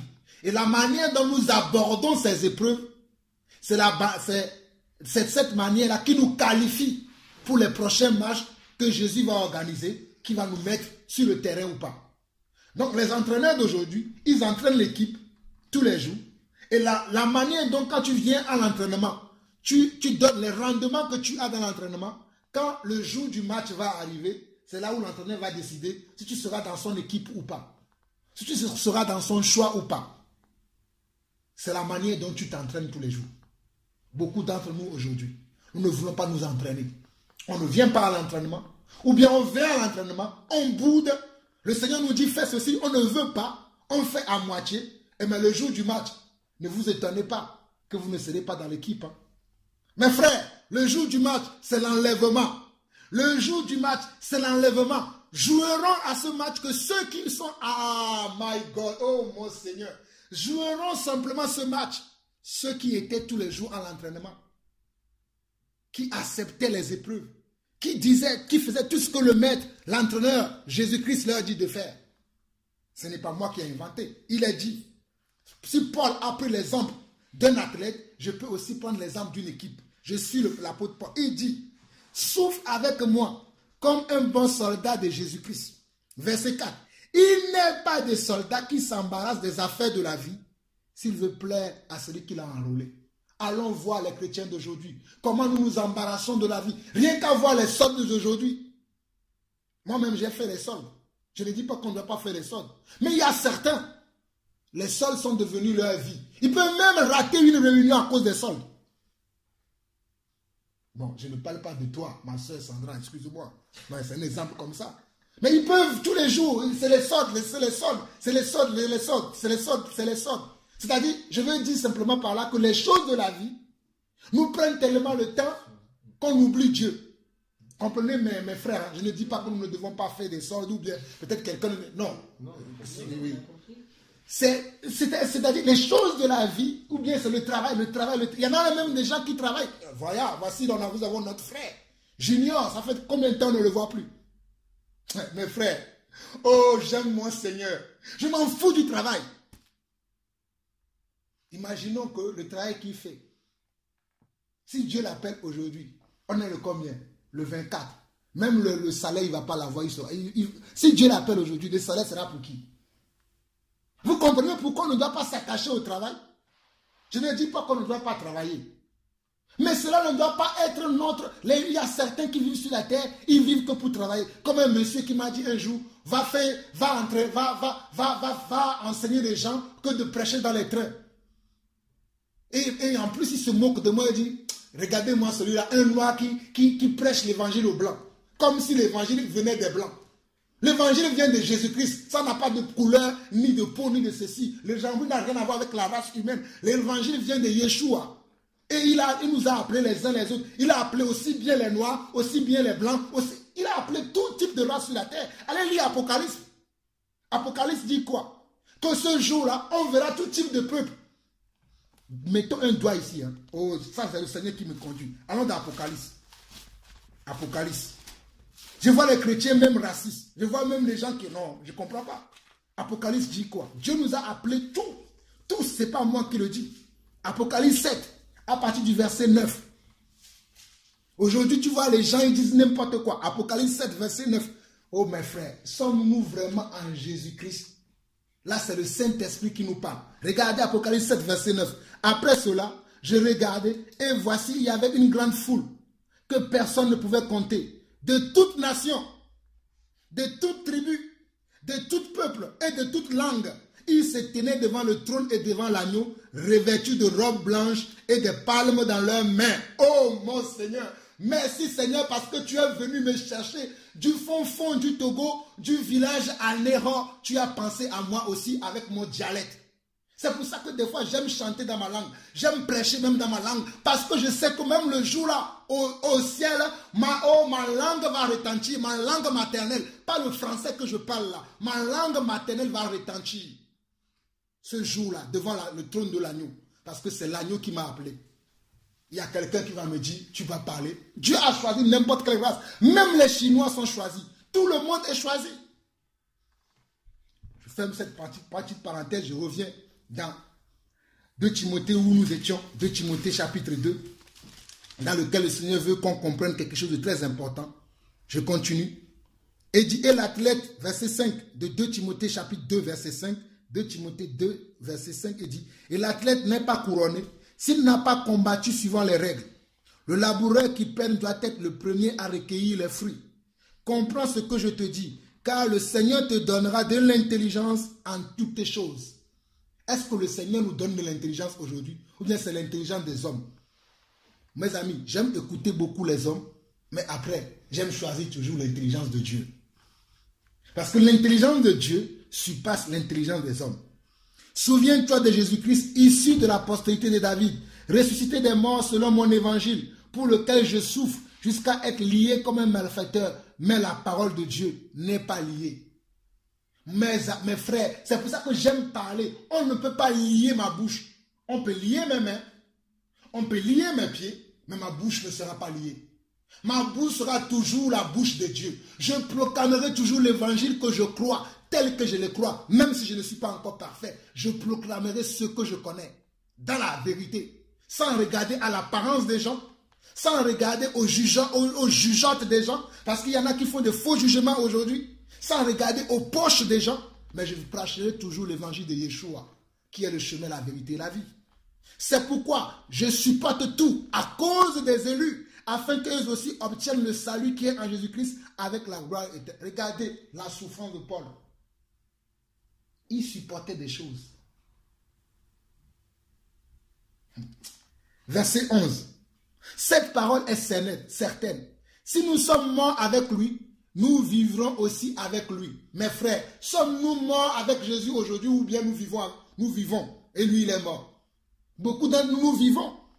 L'apôtre Paul nous dira dans un autre verset, pourquoi forcez-vous maintenant à judaïser? Allez vivre comme dans le monde, comme tout le monde. Mangeons, buvons, marions, nous demeurons, nous mourons. Allez vivre comme ça. Et beaucoup d'entre nous, nous sommes comme ça et nous faisons semblant le dimanche ou bien certaines semaines, quand nous avons nos petits veillées là, nous venons avec nos masques chrétiens. Mais Jésus il voit au travers de ton masque, ma soeur. Jésus regarde au travers de ça. Verset 12. Si nous persévérons, nous régnerons aussi avec lui. Si nous le régnons, lui aussi nous régnera. Frère, sois conscient de cela. Si tu régnes Christ, Christ aussi te régnera. Je continue. Si nous sommes infidèles, lui demeure fidèle, car il ne peut se régner lui-même. Mes frères, lisez le verset 14. Je vais lire. Rappelle ces choses en conjurant devant Dieu. C'est pour ça que je rappelle encore ces choses à moi-même aujourd'hui et à nous tous. La Bible dit que nous devons rappeler ces choses. Jésus dit que nous devons rappeler ces choses. Il dit, rappelle ces choses en conjurant devant Dieu qu'on évite les disputes de mots qui ne servent qu'à la ruine de ceux qui les écoutent. C'est pour ça que des fois j'aime éviter les disputes de mots. Ah oui, on va s'asseoir, on va discuter. Après les gens vont faire toujours ce qu'ils veulent. Pourquoi s'asseoir encore avec eux?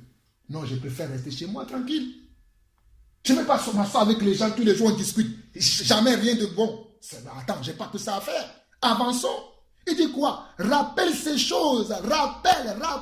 Nous avons le droit de nous rappeler les uns les autres toutes ces choses à chaque moment que nous nous rencontrons. Nous devons nous rappeler ces choses. C'est la volonté de Dieu. Il dit rappelle ces choses en conjurant devant Dieu qu'on évite les disputes de mots. Il y a beaucoup qui sont dans les disputes de mots aujourd'hui. Moi, je pense qu'on peut prier. Oh, d'autres, non, c'est la volonté de Dieu que les gens meurent. Oh, on ne peut pas prier. Ça, c'est les disputes de mots, je m'en fous. Si moi, je pense que je dois prier, je prie. Celui qui ne veut pas, qui ne prie pas, il fait ce qu'il veut. Verset 15. Efforce-toi de te présenter devant Dieu comme un homme éprouvé, un ouvrier qui n'a point à rougir, qui dispense droitement la parole de la vérité. Mes frères, je vous assure que j'aime beaucoup le verset 15 parce que je me force au moins de dispenser la parole droitement. Au moins, peut-être moi-même, j'ai un péché, mais quand je parle de la parole, au moins il faut que je sois droit. Parce qu'on ne se moque pas de Dieu. Celui qui se moque de Dieu, qui vient dire n'importe quoi, soit disant que c'est Dieu, allez lire Apocalypse 22. Hein. Malheur à ceux qui retranchent, malheur à ceux qui ajoutent. Vaut mieux que je dispense droitement la parole de Dieu et que j'aille faire n'importe quoi. Bon, je ne veux pas, bon, comprenez ce que je suis en train de dire, on ne doit pas faire n'importe quoi. Mais vaudrait mieux, au moins, que si tu veux faire n'importe quoi, au moins que tu dises au moins la vérité aux gens. Mais il y a des gens aujourd'hui, même la vérité, ils n'arrivent pas à le dire. Ils vivent n'importe comment et ils disent aussi le mensonge aux gens. Ils transforment le mensonge en vérité. Verset 16. Évite les discours vains et profanes, car ceux qui les tiennent avanceront toujours plus dans l'impiété, et leur parole rongera comme la gangrène. De ce nombre sont Hyménée et Philette, qui se sont détournés de la vérité, disant que la résurrection est déjà arrivée et qui renverse la foi de quelques-uns. Ça ne date pas d'aujourd'hui, mes frères. Ceux qui vivent encore de cette manière-là, ce sont la descendance des Hyménée et de Philette. Ce sont les gens qui ont le même esprit que ces hommes-là. Et dans 1 Timothée chapitre 1, il a parlé de là-bas d'Alexandre. Et de Alexandre et Philette, qui avaient la même chose, qui avaient le même comportement que Hyménée et Philette. C'est Alexandre et qui? Je vais regarder ça vite fait avant de revenir dans... Le forgeron, je crois. Oui, Alexandre le forgeron. Voilà, Hyménée et Alexandre. Merci mon frère. Que j'ai livré à Satan. Toujours les mêmes personnes qui ne veulent pas. Et aujourd'hui, on vit encore la même époque. Vous allez me dire, trouver que je suis dur. Mes frères, moi je préfère qu'on me prêche une évangile dure qui va m'aider à sauver mon âme, qu'on me prêche une évangile qui va m'aider à me caresser avec mes péchés et rester dans les péchés. Verset 19. Néanmoins, le solide fondement posé par Dieu subsiste avec ses paroles qui lui servent de sceau. Le Seigneur connaît ceux qui lui appartiennent. Mes frères, ce n'est pas quand les hommes t'applaudissent, bravo Jean-Paul, bravo Sandra, bravo Gilles, bravo Edmond, bravo Raymond. Ce n'est pas ça qui fera de toi le serviteur de Dieu. Car le Seigneur lui-même, il connaît ses enfants. Regardez, néanmoins le solide fondement posé par Dieu subsiste avec ses paroles qui lui tiennent des sceaux. Qu'est-ce qui tient des sceaux à Dieu? Nos pensées? Non, c'est sa parole. La parole sert de fondement et de sceau à Dieu. Dit le Seigneur connaît ceux qui lui appartiennent. Et quiconque prononce le nom du Seigneur, non, c'est par grâce que nous sommes sauvés, Christ le fera. C'est ce qui est marqué. Non, oh, Dieu sait déjà ceux qui vont être sauvés. C'est ce qui est dit. Et donc, quiconque prononce le nom du Seigneur, qui s'éloigne de l'iniquité. Moi, je m'éloigne de l'iniquité et je m'éloigne des gens qui vivent dans l'iniquité. Mes frères, croyez-moi, en tout cas, si je ne le sais pas, je marcherai avec toi. Mais si je le sais, je t'avertis une fois, une deuxième fois, une troisième fois, croyez-moi, peu importe l'amour que j'ai pour toi, je te dirai, frère, je ne peux plus marcher avec toi. Ce n'est pas que je n'ai pas de l'amour, mais moi, je veux sauver mon âme. Je ne veux...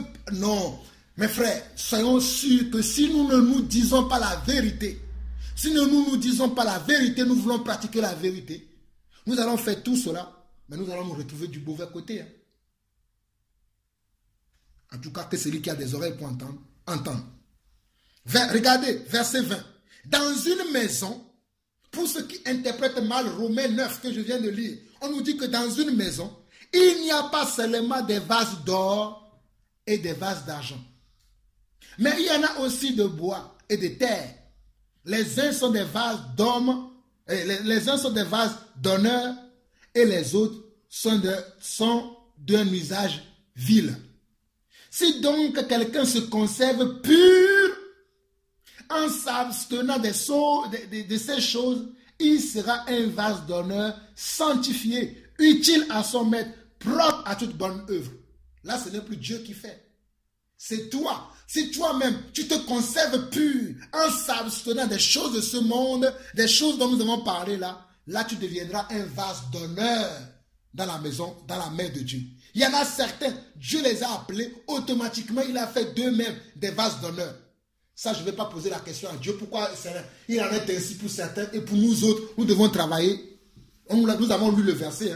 Il a dit, qui es-tu plutôt toi qui veux poser la question à Dieu? Je ne pose pas de questions, ça ne me regarde pas. Mais moi, je dois travailler pour que moi aussi, je sois un vase d'honneur dans les mains du Seigneur. Il dit, si donc quelqu'un se conserve pur, 2 Timothée 2, verset 21. Si donc quelqu'un se conserve pur, en s'abstenant de ces choses veut dire du monde, de la convoitise, l'hypocrisie, la médisance, les faux témoignages, les gens qui cachent des choses.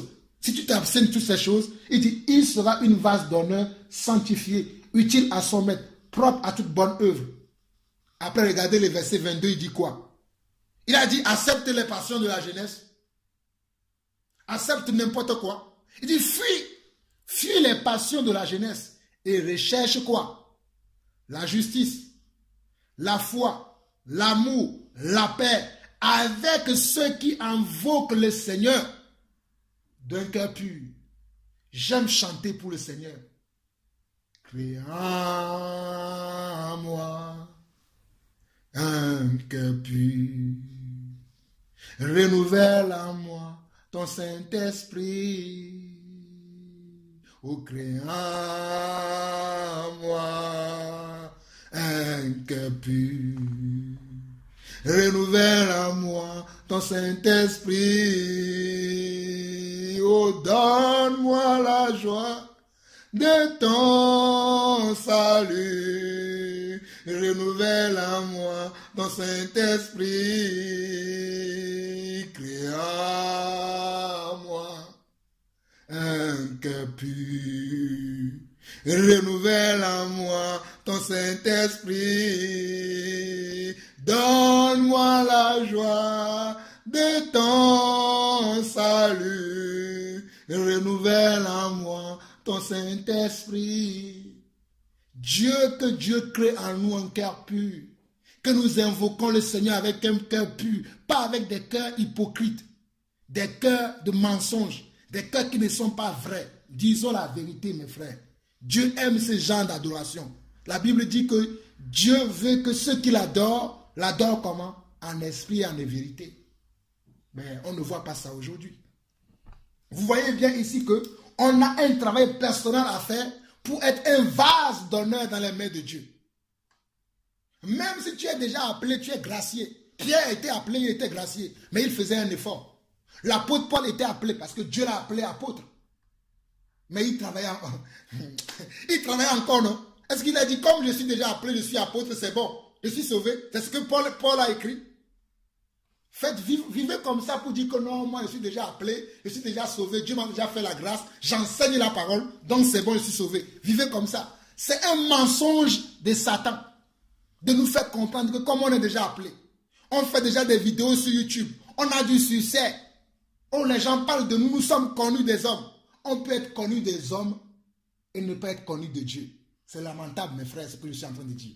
Je vous assure qu'on peut être connu des hommes. Et je bénis le Seigneur que je ne suis pas beaucoup connu.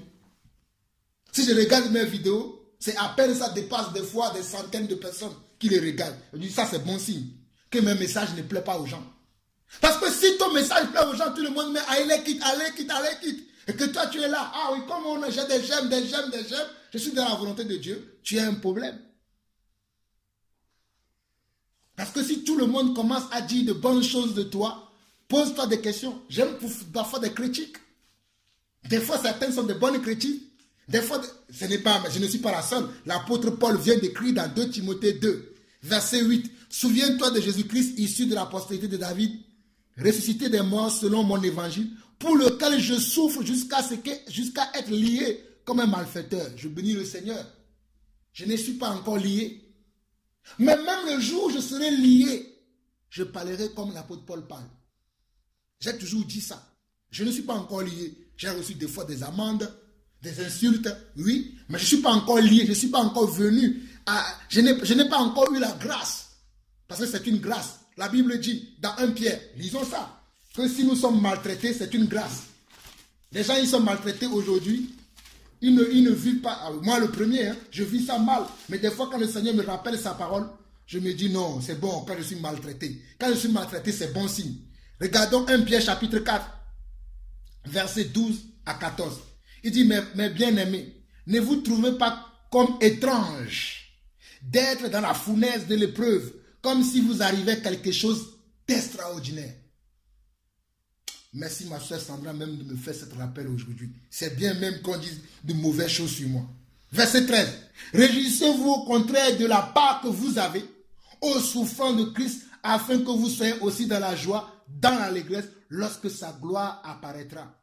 Si vous êtes outragés pour le nom de Christ, vous êtes heureux parce que l'Esprit de gloire, l'Esprit de Dieu repose sur vous.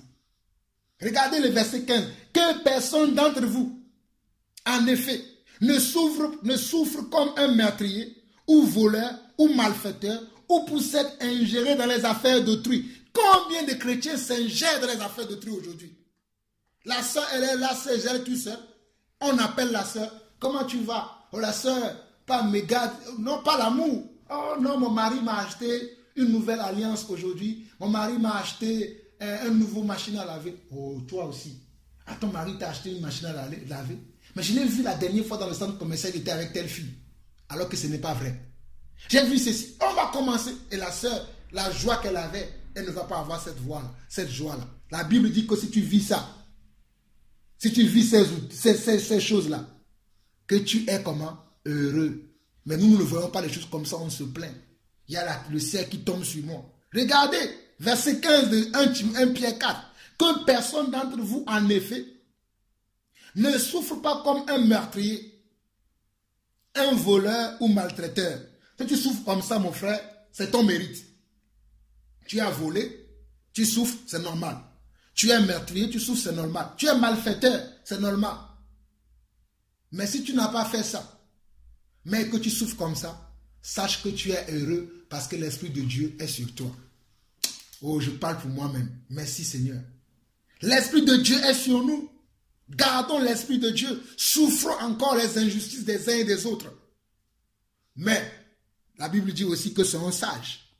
Si quelque chose peut être une occasion de chute pour toi, tu souffres, mais va souffrir dans le silence. Lorsque Joseph souffrait, il n'allait pas lui-même à la rencontre de la souffrance. Il n'allait pas appeler la femme de Potiphar. Viens encore me forcer pour que je couche avec toi.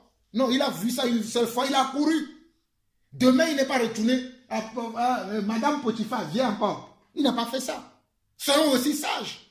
Fuyons les gens qui peuvent nous amener dans les endroits où on ne veut pas. Fuyons les gens qui peuvent nous faire sortir de la volonté de Dieu. Et restons concentrés sur le Seigneur. C'est très important. Bon.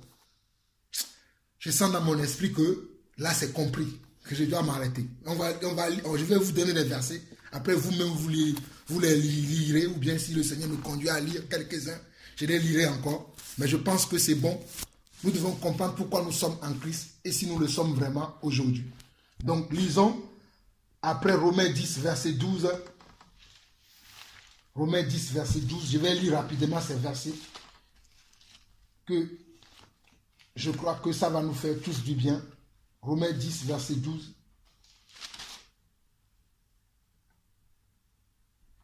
Il dit quoi? Il n'y a aucune différence entre, en effet, les Juifs et les Grecs, puisqu'ils ont tous un même Seigneur qui est riche pour tous ceux qui l'invoquent. Verset 13. Car quiconque invoquera le nom du Seigneur sera sauvé. Mes frères, je dis ça souvent, mais peut-être vous n'allez pas me croire. Mais je vais le dire encore aujourd'hui pour celui qui veut marcher comme Jésus.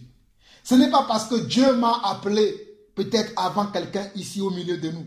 Ou ce n'est pas parce que je parle beaucoup que mes frères, que Dieu ne vous a pas aussi choisi. Parce qu'il n'y a pas de différence dans les appels de Dieu. Dieu ne fait pas exception de personne. Dieu attend simplement que dans ton cœur, que tu aies le bon comportement, la bonne attitude, la foi. Dieu peut t'utiliser même au-delà de ce que tu peux imaginer. Mais si tu vas croire que bon, parce que tu ne parles pas comme un tel, tu n'agis pas comme un tel, tu ne chantes pas comme un tel, tu n'as pas les gestes mis comme un tel, que tu n'es pas choisi de Dieu, tu n'es pas privilégié de Dieu, tu vis dans le mensonge de Satan. Sors de là vite fait. Que ce verset-là ne quitte plus jamais ta tête. Romains 10, versets 12 et 13. Il n'y a aucune différence, en effet, entre les Juifs et les Grecs. Il n'y a plus de différence entre même les Juifs d'Israël et nous qui ne sommes pas des Juifs d'origine. C'est pour ça que je dis aux gens, des fois, les gens ils me demandent pourquoi tu as appelé ton fils, tes enfants, David, Samuel, Emmanuel. Je leur dis que nous sommes Juifs. Ils rigolent. Vous pensez que je discute avec eux? Je dis, mais ils ne connaissent pas. Moi, je suis Juif. Il a écrit ici, non? Il n'y a plus de différence. Nous sommes des Juifs.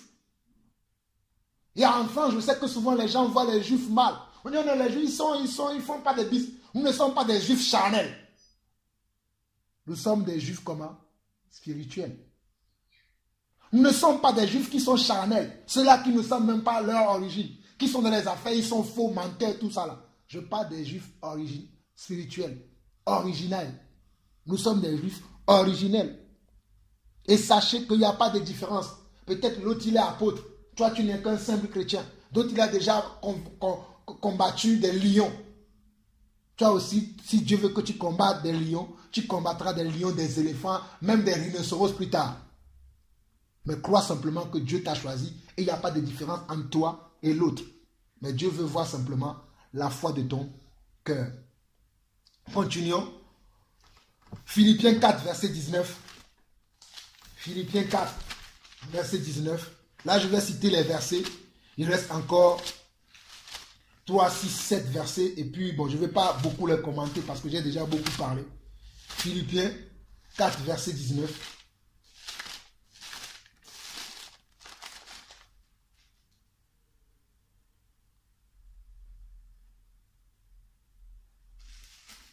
L'apôtre Paul nous dit dans Philippiens 4, verset 19, que « Et mon Dieu pourvoira à tous vos besoins, selon sa richesse, avec gloire en Jésus-Christ. » Vous allez me dire, mes frères, on parle de nous sommes en Jésus-Christ, qu'est-ce que cela va avoir avec? Est-ce qu'il y a des gens qui sont en Jésus aujourd'hui, ils s'inquiètent de ce qu'ils vont manger demain, ce qu'ils vont manger aujourd'hui, de ce quoi ils vont se vertir demain, alors que la Bible nous dit dans Matthieu chapitre 6, à partir du verset 18, que nous ne devons pas nous inquiéter même de ce que nous mangerons, de ce que nous nous vêtirons. Mais les gens se plaignent aujourd'hui. Ils ont des craintes aujourd'hui. Comme je parle du cas de notre frère. Tu fais une formation, après tu oublies tout. C'est vrai combien de mois on ne l'a pas vu. Et la dernière fois on l'a même appelé. Il n'a même pas eu honte. De dire on l'a appelé une fois, il faut qu'il se présente une fois. Non, pas de nouvelles. Je l'ai même envoyé un message dernièrement, pas de réponse. Ce n'est pas que j'attends ses réponses, comprenez ce que je suis en train de dire. Mais c'est là qu'on voit vraiment. Mes frères, vous allez me dire, c'est pour ça que je fais attention aux chrétiens maintenant. Les gens que je vois, ils sont là, oui frère, amen, amen, amen. Est-ce qu'ils sont là encore aujourd'hui? Ah ben on ne les voit plus. Hein. C'est facile. Bon, je ne vais pas rester trop là. On continue. Il dit, en Philippiens 4, verset 19, « Et mon Dieu pourvoira à tous vos besoins selon sa richesse avec gloire en Jésus-Christ. » Mes frères, ne nous inquiétons plus de rien. Si nous sommes... Bon, je peux comprendre. Si tu sais que tu n'es pas réellement en Christ, bon, mon frère, c'est normal que tu t'inquiètes. Va t'inquiéter. Ça, c'est normal. Si tu vis encore dans les choses du monde, oui, inquiète-toi. Préoccupe pas de toi des affaires du monde. Mais si tu n'es plus dans les affaires du monde, mon frère, ne t'inquiète pas. Moi, je bénis le Seigneur aujourd'hui. Je vous disais la dernière fois, je ne sais même pas si je dois dire. Je ne vais pas dire parce qu'on va penser que je m'enorgueillis. Mais je suis béni de Dieu, mes frères. Si je vous dis, je suis en formation, mais si je vous dis c'est comme je touche par moi, vous allez dire, mais parce que je suis béni de Dieu. Je sers un Dieu à la dernière minute où personne ne pensait que Jean-Paul pouvait avoir encore quelque chose. Dieu ouvre toujours une porte pour ses enfants. Croyez en Dieu. Moi, c'est tout ce que je peux vous dire. Je connais le Dieu que je sers. J'ai vu dans beaucoup de situations dans ma vie où Dieu a intervenu d'une manière spectaculaire, où personne ne pensait que ce petit-là va sortir. C'est là où je suis sorti. Donc, mes frères, ayez confiance. Dieu, je suis d'accord avec vous. Si vous n'avez pas la foi, vous vivez comme les gens du monde, préoccupez-vous. Mais si vous faites vraiment ce que nous venons de lire dans la parole, vous pratiquez tout, vous vous concentrez sur ça, mes frères, n'ayez pas de doute. Dieu pourvoira à vos besoins. Je sais de quoi je parle. Je peux vous donner beaucoup d'exemples, mais je ne veux pas que ça soit concentré sur moi. Je veux qu'un jour, vous-même, vous soyez capable de pouvoir parler avec assurance parce que vous avez du vécu. Je parle parce que j'ai du vécu. Je veux pas, j'ai beaucoup parlé, beaucoup donné des témoignages.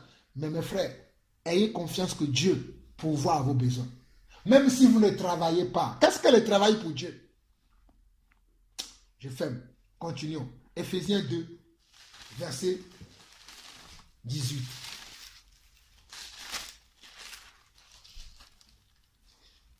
Éphésiens 2, verset 18. Nous avons déjà vu ces versets. Bon, on n'a pas lu jusque-là, on s'est arrêté tout à l'heure au verset 10. Mais on va lire le verset 17 à 18 qui dit, on parle de qui? Nous parlons de nous sommes en Christ. C'est pour cela qu'à la fin, je vous parle de la personne qui est Jésus. Tous les versets que je commence à citer depuis Philippiens 4, là, c'est au travers de Jésus, qu'est-ce qu'il peut faire dans notre vie? Je parle de toutes ces choses maintenant. Il dit, il est venu annoncer la paix à vous qui étiez loin et la paix à ceux qui étaient près. Car par lui, les uns et les autres, nous avons accès auprès du Père dans un même esprit. Qu'on soit grand ou petit, qu'on soit connu des hommes, qu'on soit populaire ou pas, avec Jésus-Christ, nous avons accès au Père. N'attendez pas demain matin, bon, je vais appeler le frère Jean-Paul, si lui il prie pour moi, Dieu va entendre. Tu n'as pas encore compris, tu peux prier toi-même. Qu'est-ce que la Bible dit? Car par lui qui? Par lui Jésus. Es-tu en Jésus? Si tu es en lui, tu pries, Dieu va entendre. Il dit quoi? Car par lui les uns et les autres, nous avons accès auprès du Père dans un même seul esprit. Que ce soit moi qui prie, que ce soit toi qui prie, il suffit que tu sois en lui. Es-tu en lui? Tu es en lui, prie. Tu as assez. Moi, je ne comprends pas. Les gens, ils ont assez. C'est comme si on te donne une carte. On dit, viens acheter à Carrefour gratuitement. Tu laisses ta carte, tu appelles un autre frère. Frère, j'ai besoin que tu me donnes ta carte alors pour que j'aille acheter. Alors que toi aussi, tu as la carte. Mais utilise ta carte. Tu n'auras plus besoin du frère qui va te donner des rendez-vous. Peut-être qu'il ne va pas venir. Mais toi-même, tu as la carte. Utilise ta carte. Nous avons beaucoup de cartes en main que nous n'utilisons pas. Vous savez, dans le monde, il y a des cartes qu'on appelle des cartes VIP. Tu as certains genres de cartes. Dès que tu arrives dans un des magasins, tu es ciblé. On te reçoit avec même du champagne. Parce qu'on sait qu'avec ta carte-là, tu vas le fumer. C'est leur compte en banque qui sera garni. Mon frère, vous savez quelle carte nous avons en étant en Christ? Je pense que vous ne savez pas, mais moi je sais quelle carte j'ai. C'est pour ça que quand je parle de mon Dieu, même en étant dans le train, je parle avec assurance. Des fois les gens sont énervés, mais moi je suis content parce que je parle de mon Dieu. Je sais en qui j'ai cru. Je n'ai pas cru à un petit Dieu qui a des mains, des bras, mais qui ne parle pas, qui ne marche pas. Mon Dieu marche, je l'ai vu marcher plusieurs fois. Je l'ai vu agir dans ma vie plusieurs fois. Je sais de quel Dieu je parle. Il est encore capable de marcher aujourd'hui dans ma vie. Il est encore capable de changer. Et il va changer, vous allez voir. Vous-même, vous allez voir encore ce que Dieu va faire au milieu de nous et dans nos vies. Si nous demeurons, il y a ainsi toujours, si nous demeurons fondés et inébranlables en lui. Hébreux 7, verset 25. Hébreux 7, verset 25.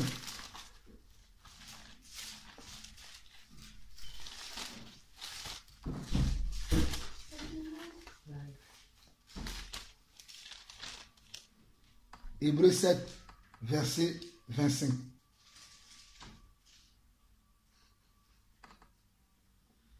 C'est aussi pour cela qu'il peut sauver parfaitement ceux qui s'approchent de Dieu par lui, étant toujours vivant pour intercéder en leur faveur. On parle encore de qui là? De Jésus. Toi qui dis que tu es en Christ. C'est aussi pour cela que Jésus peut encore sauver qui? Ceux qui sont fatigués. Il dit dans le livre de Matthieu. Venez à moi, vous toutes qui êtes fatigués et chargés, et moi je vous donnerai du repos. Il est encore écrit ici en Hébreux 5, verset 25. C'est aussi pour cela qu'il peut sauver parfaitement ceux qui s'approchent de Dieu par lui, étant toujours vivants pour intercéder en leur faveur. Il peut encore intervenir. Est-ce que toi tu crois encore en lui? Ou bien tu dis c'est fini pour moi? Si tu penses ça, c'est ton problème. Romains 5, verset 17. Romains 5, verset 17. Romains 5, verset 17 dit ceci. Romains 5, verset 17. Si par l'offense d'un seul, la mort a régné par Romains 5, verset 17. Romains 5, verset 17. Après, nous lirons Ephésiens 4, verset 30, Ephésiens 3, verset 20, Romains 8, verset 37, Romains 5, verset 11, 1 Jean 4, verset 9. Bon, on va lire après. Bon, notez les versets après, et puis on va les lire comment on dit, consécutivement, et puis on s'arrête là. Après, on va lire Romains 5, le verset 11. Là, on est au verset 17. Après, on va lire le verset 11. Après, on va lire Philippiens 4, verset 13. Après, on va lire Romains 3, verset, et je dis Romains 3, Éphésiens 3, verset 20. Après, on lira Romains 8, verset 37. Et après, 1 Jean 4, verset 9. Et on va s'arrêter là. Nous sommes en Jésus-Christ aujourd'hui. Sommes-nous vraiment en Jésus-Christ? Nous allons nous arrêter là aujourd'hui. Après, il y a beaucoup d'autres versets. Faites vous-même des recherches après. Vous verrez. Donc, j'ai dit Romains 5, verset 17. Romains 5, verset 11. Philippiens 4, 13. Éphésiens 3, 20. Romains 8, verset 37. 1 Jean 4, verset 9. Donc, je vais lire Romains 5, verset 17. Déjà, il dit, c'est par l'offense d'un seul, la mort a régné. Si par l'offense d'un seul plutôt, la mort a régné par lui seul, à plus forte raison, ceux qui reçoivent l'abondance de la grâce et du don de la justice régneront-ils dans la vie par Jésus-Christ lui seul. Vous vous rendez compte que par la mort, par le péché d'un seul, le péché, ici on parle de la mort. Ici quand on dit la mort d'un seul, on veut parler du péché d'Adam et Ève qui nous a ramené la mort. Mais quand on parle de Jésus, on parle aussi de son obéissance qui nous ramène à la vie. Comment nous pouvons régner aujourd'hui avec la vie de Jésus-Christ? Donc prenons conscience de cela et sachons en qui nous avons cru. N'ayons plus peur des sorciers de nos quartiers, des sorciers de nos villages. N'ayons plus peur des gens du monde. N'ayons plus peur parce que nous sommes au chômage. N'ayons plus peur parce que nous sommes dans la solitude. N'ayons plus peur parce que nous ne sommes pas mariés. Nous n'avons pas d'enfants. Croyons que Dieu peut le faire. Parce que par la mort d'une seule, la vie est arrivée dans notre vie. Par la mort de Jésus à la croix de Golgotha, sur le bois, ce jour-là, il nous a rachetés de toute malédiction. Il n'y a plus de malédiction pour ceux qui sont en Jésus-Christ. Il n'y a que le bonheur. Verset 11 de ce même Romain, il dit ceci. Et non seulement, mais encore, nous nous glorifions en Dieu par notre Seigneur Jésus-Christ, par qui maintenant nous avons obtenu quoi? La réconciliation avec Dieu. Nous ne sommes plus des ennemis de Dieu. Lorsque tu pries, Satan va venir, il va dire, regarde, tu étais comme un misérable hier, toi qui forniquais, toi qui volais, toi qui faisais ceci. Oublie ça, tu es maintenant réconcilié. Dieu ne te regarde plus comme un ancien voleur. Dieu n'est pas comme un homme. Nous les hommes, quand on fait un péché, quand quelqu'un nous fait quelque chose, on n'oublie pas. Comme on disait tout à l'heure, on se dit, ah, je vais penser. Mais Dieu, lui, ne va pas dire, ah non, mais comme il m'a fait ça hier, comme il m'a fait ça. Non, Dieu, il s'est réconcilié avec toi, il s'est réconcilié avec toi pour de bon. Mais pourvu que toi, tu restes comment? Inébranlable, obéissant, ferme dans tes résolutions. Alors, lisons maintenant Philippiens 4, verset 13. Philippiens 4, verset 13.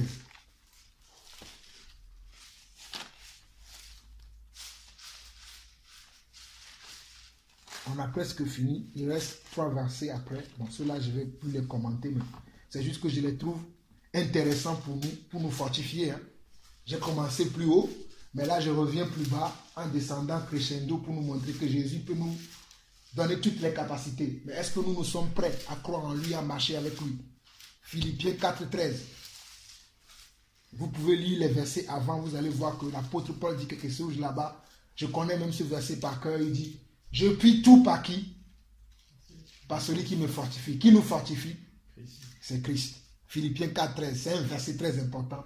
Comprenez ce verset. Après, lisez les versets qui sont à l'alentour avant d'arriver là. Vous allez mieux comprendre. L'apôtre Paul dit que je sais. Verset 12, il dit quoi? Il dit, je sais vivre dans l'humiliation. Je sais vivre dans l'abondance. Les chrétiens qui aujourd'hui sont dans le chômage, ils s'inquiètent. Ah oui, on m'a licencié là. Qu'est-ce que je vais manger? Mais il faut apprendre à vivre comment? Dans l'humiliation. Tu peux tout par celui qui fortifie. Mais non, les gens, ils sont dans le chômage, ils commencent à s'inquiéter. Ah, le ciel va tomber sur nous. Nous serons dehors. Il fait froid, ceci ou cela. Je ne vais pas faire de commentaires.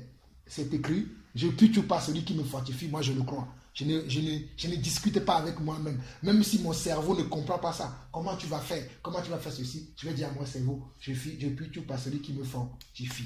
C'est difficile, hein? Mais je ferai. Éphésiens 3, verset 20. Avant Philippiens, vous avez Éphésiens. Éphésiens 3, verset 20.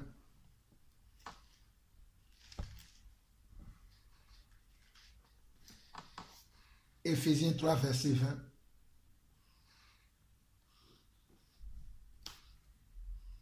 Or, à celui qui peut faire, par la puissance qui agit en nous, infiniment, au-delà de tout ce que nous demandons ou pensons, à lui soit la gloire dans l'Église. Est-ce que à lui soit la gloire dans où? Regardez, à lui soit la gloire dans l'Église et en Jésus-Christ dans toutes les générations au siècle des siècles. Mes frères, ce verset n'est plus respecté aujourd'hui. La gloire est pour qui maintenant? Les hommes. Oh, tu vas parler? Oh, c'est grâce à Jean-Paul. C'est Jean-Paul qui est allé mort à la croix pour toi. Oh, grâce à cette église, j'ai sauvé mes enfants. Mes enfants ont un travail aujourd'hui. Mon mari même aujourd'hui. Tu n'as rien compris. Regardez, c'est pas moi qui le dis. Hein. Or, à celui qui peut faire par la puissance qui agit en nous. Quelle est la puissance qui agit en nous? C'est la puissance de Christ. Infiniment, au-delà de tout ce que nous demandons ou pensons. Tout ce que nous demandons ou pensons, lui, il va faire même au-delà. À lui soit la quoi? La gloire dans l'église. Mais dans l'église aujourd'hui, à qui on donne la gloire? Aux pasteurs, aux instruments de musique, aux chanteurs professionnels qui sont là. C'est à eux qui ont la gloire, alors que c'est Dieu qui doit avoir la gloire. Et à Jésus-Christ, dans toutes les générations, au siècle des siècles. Amen. En tout cas, vous-même, vous savez déjà dans quel monde nous vivons. Romains 8, verset 37. Romains 8. J'aime beaucoup Romains 8. Oh, j'aime beaucoup Romains 8. Après, lisez-le lui-même, Romains 8, à partir du verset 26 jusqu'à la fin. Vous allez voir comment il y a beaucoup de merveilles. On peut lire Romains 8 à partir du verset 35 jusqu'au verset 39. Romains 8, verset 35 à 39. J'avais dit verset 37, mais lisons à partir du verset 35 au verset 39. Et posons-nous la question si nous pouvons dire avec crainte, avec fermeté, si nous sommes vraiment dans ces versets. Parce que des fois, nous ne sommes pas. Nous ne sommes pas. Qui nous séparera de l'amour de Christ? Sera-ce la tribulation ou l'angoisse? Ah, qu'est-ce que nous sommes angoissés des fois? L'angoisse tue. Hein? Ou la persécution? Voyez comment la persécution du monde nous atteint.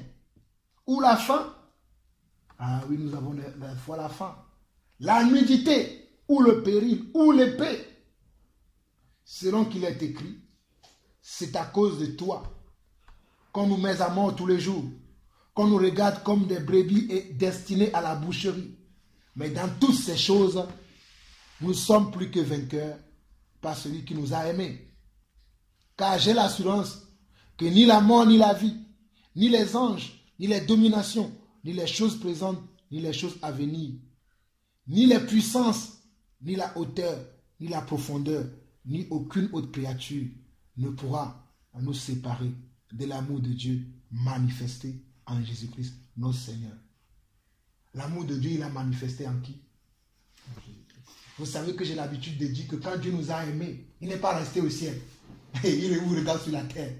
Ah, je vous aime. Hein? Il parle. Comme je dis aujourd'hui, les chrétiens, ils ont la parole, mais ils n'ont pas la pratique. Je vous aime. Hein? Non, il nous aime. Il est descendu du ciel. Il y a une chanson comme ça. Hein? Vous ne connaissez pas la chanson là? Oh mon Seigneur. Il est descendu du ciel. Il est venu sur la terre pour nous démontrer son amour là.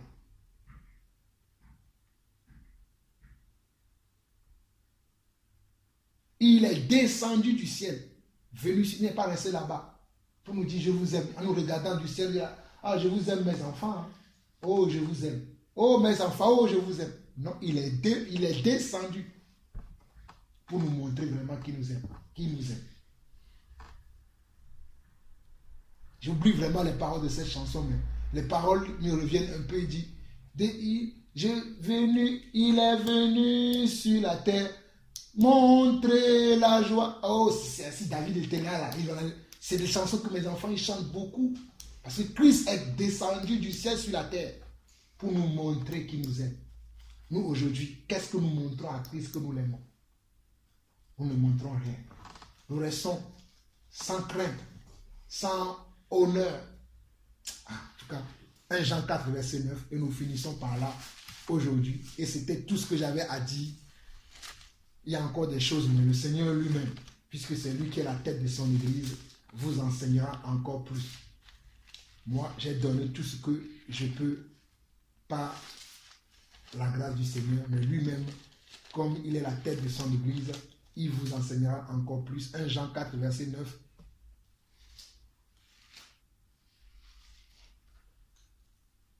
J'ai pris les 2 versets à la fin là pour nous montrer que Dieu a montré qu'il nous aime. 1 Jean 4, verset 9 dit quoi? L'amour de Dieu a été manifesté envers nous en ce que Dieu a envoyé son Fils unique dans le monde afin que nous vivions par lui. Cet amour consiste non pas en ce que nous avons aimé Dieu, mais en ce qu'il nous a aimés et a envoyé son Fils comme victime expiatoire pour nos péchés. Donc, vous n'avez pas l'occasion de vous mentir à vous-même quand vous dites à Dieu que vous aimez Dieu. Quel est le sacrifice que vous faites? Parce que Dieu, quand il nous dit qu'il nous aime, il a fait un sacrifice. Nous, on n'a pas de sacrifice, on dit qu'on aime Dieu. Plutôt, on veut que Dieu, lui, il nous donne tout le temps. Il y a des gens, les chrétiens qui sont là, dans le recevoir. Ils sont là. Seigneur, donne-moi un mari, donne-moi un travail, donne-moi une maison, donne-moi beaucoup d'argent, donne-moi ceci, donne-moi ce. Tous les jours, leur prière, c'est ça. Ils n'ont jamais dit merci, Seigneur, pour la mort de Jésus à la croix pour moi. Moi, c'est la meilleure chose qui m'est arrivée. Que Jésus soit mort à la croix pour moi. Que je sache qu'il y a quelqu'un qui a pris le châtiment qui devait tomber sur moi. Les coups que je devais recevoir. Tous ces châtiments-là est tombé sur une personne. C'est le meilleur des cadeaux que Dieu m'a fait. C'est ce que nous venons de lire dans 1 Jean 4, verset 9. C'est ce que nous venons de lire dans Romains 8, verset 35 à 39. Qui nous séparera de l'amour de Dieu. Dieu en nous aimant. Il n'est pas resté dans le ciel. Comme mon fils chanterait. Il est venu du ciel sur la terre. Dieu est venu nous montrer sa foi. Son amour. Sa vie pour nous. C'est maintenant à notre tour de lui montrer notre amour, notre foi, notre joie, notre reconnaissance. En faisant quoi? En demeurant à lui, en tout temps et en toutes circonstances. Ne demeurons plus dans le Seigneur que dans la bouche, mais demeurons en lui, dans les actes, dans nos attitudes et dans nos comportements. Je ne sommes pas encore arrivé, moi le premier. J'ai encore beaucoup de choses à faire dans ce sens-là pour avancer. Mais j'aime bien quand Dieu me parle. J'aime bien partager avec des autres afin que nous serons nombreux à avancer. Mais celui qui pense que si je parle comme ça, c'est parce que je pense que je suis arrivé, que Dieu lui pardonne. Mais avançons ensemble, que Dieu vous bénisse. C'était tout ce que Dieu a mis sur mon cœur. Je ne sais pas si vous avez des choses à dire. Sinon moi, je vous remercie de m'avoir écouté. Que Dieu soit béni. Amen.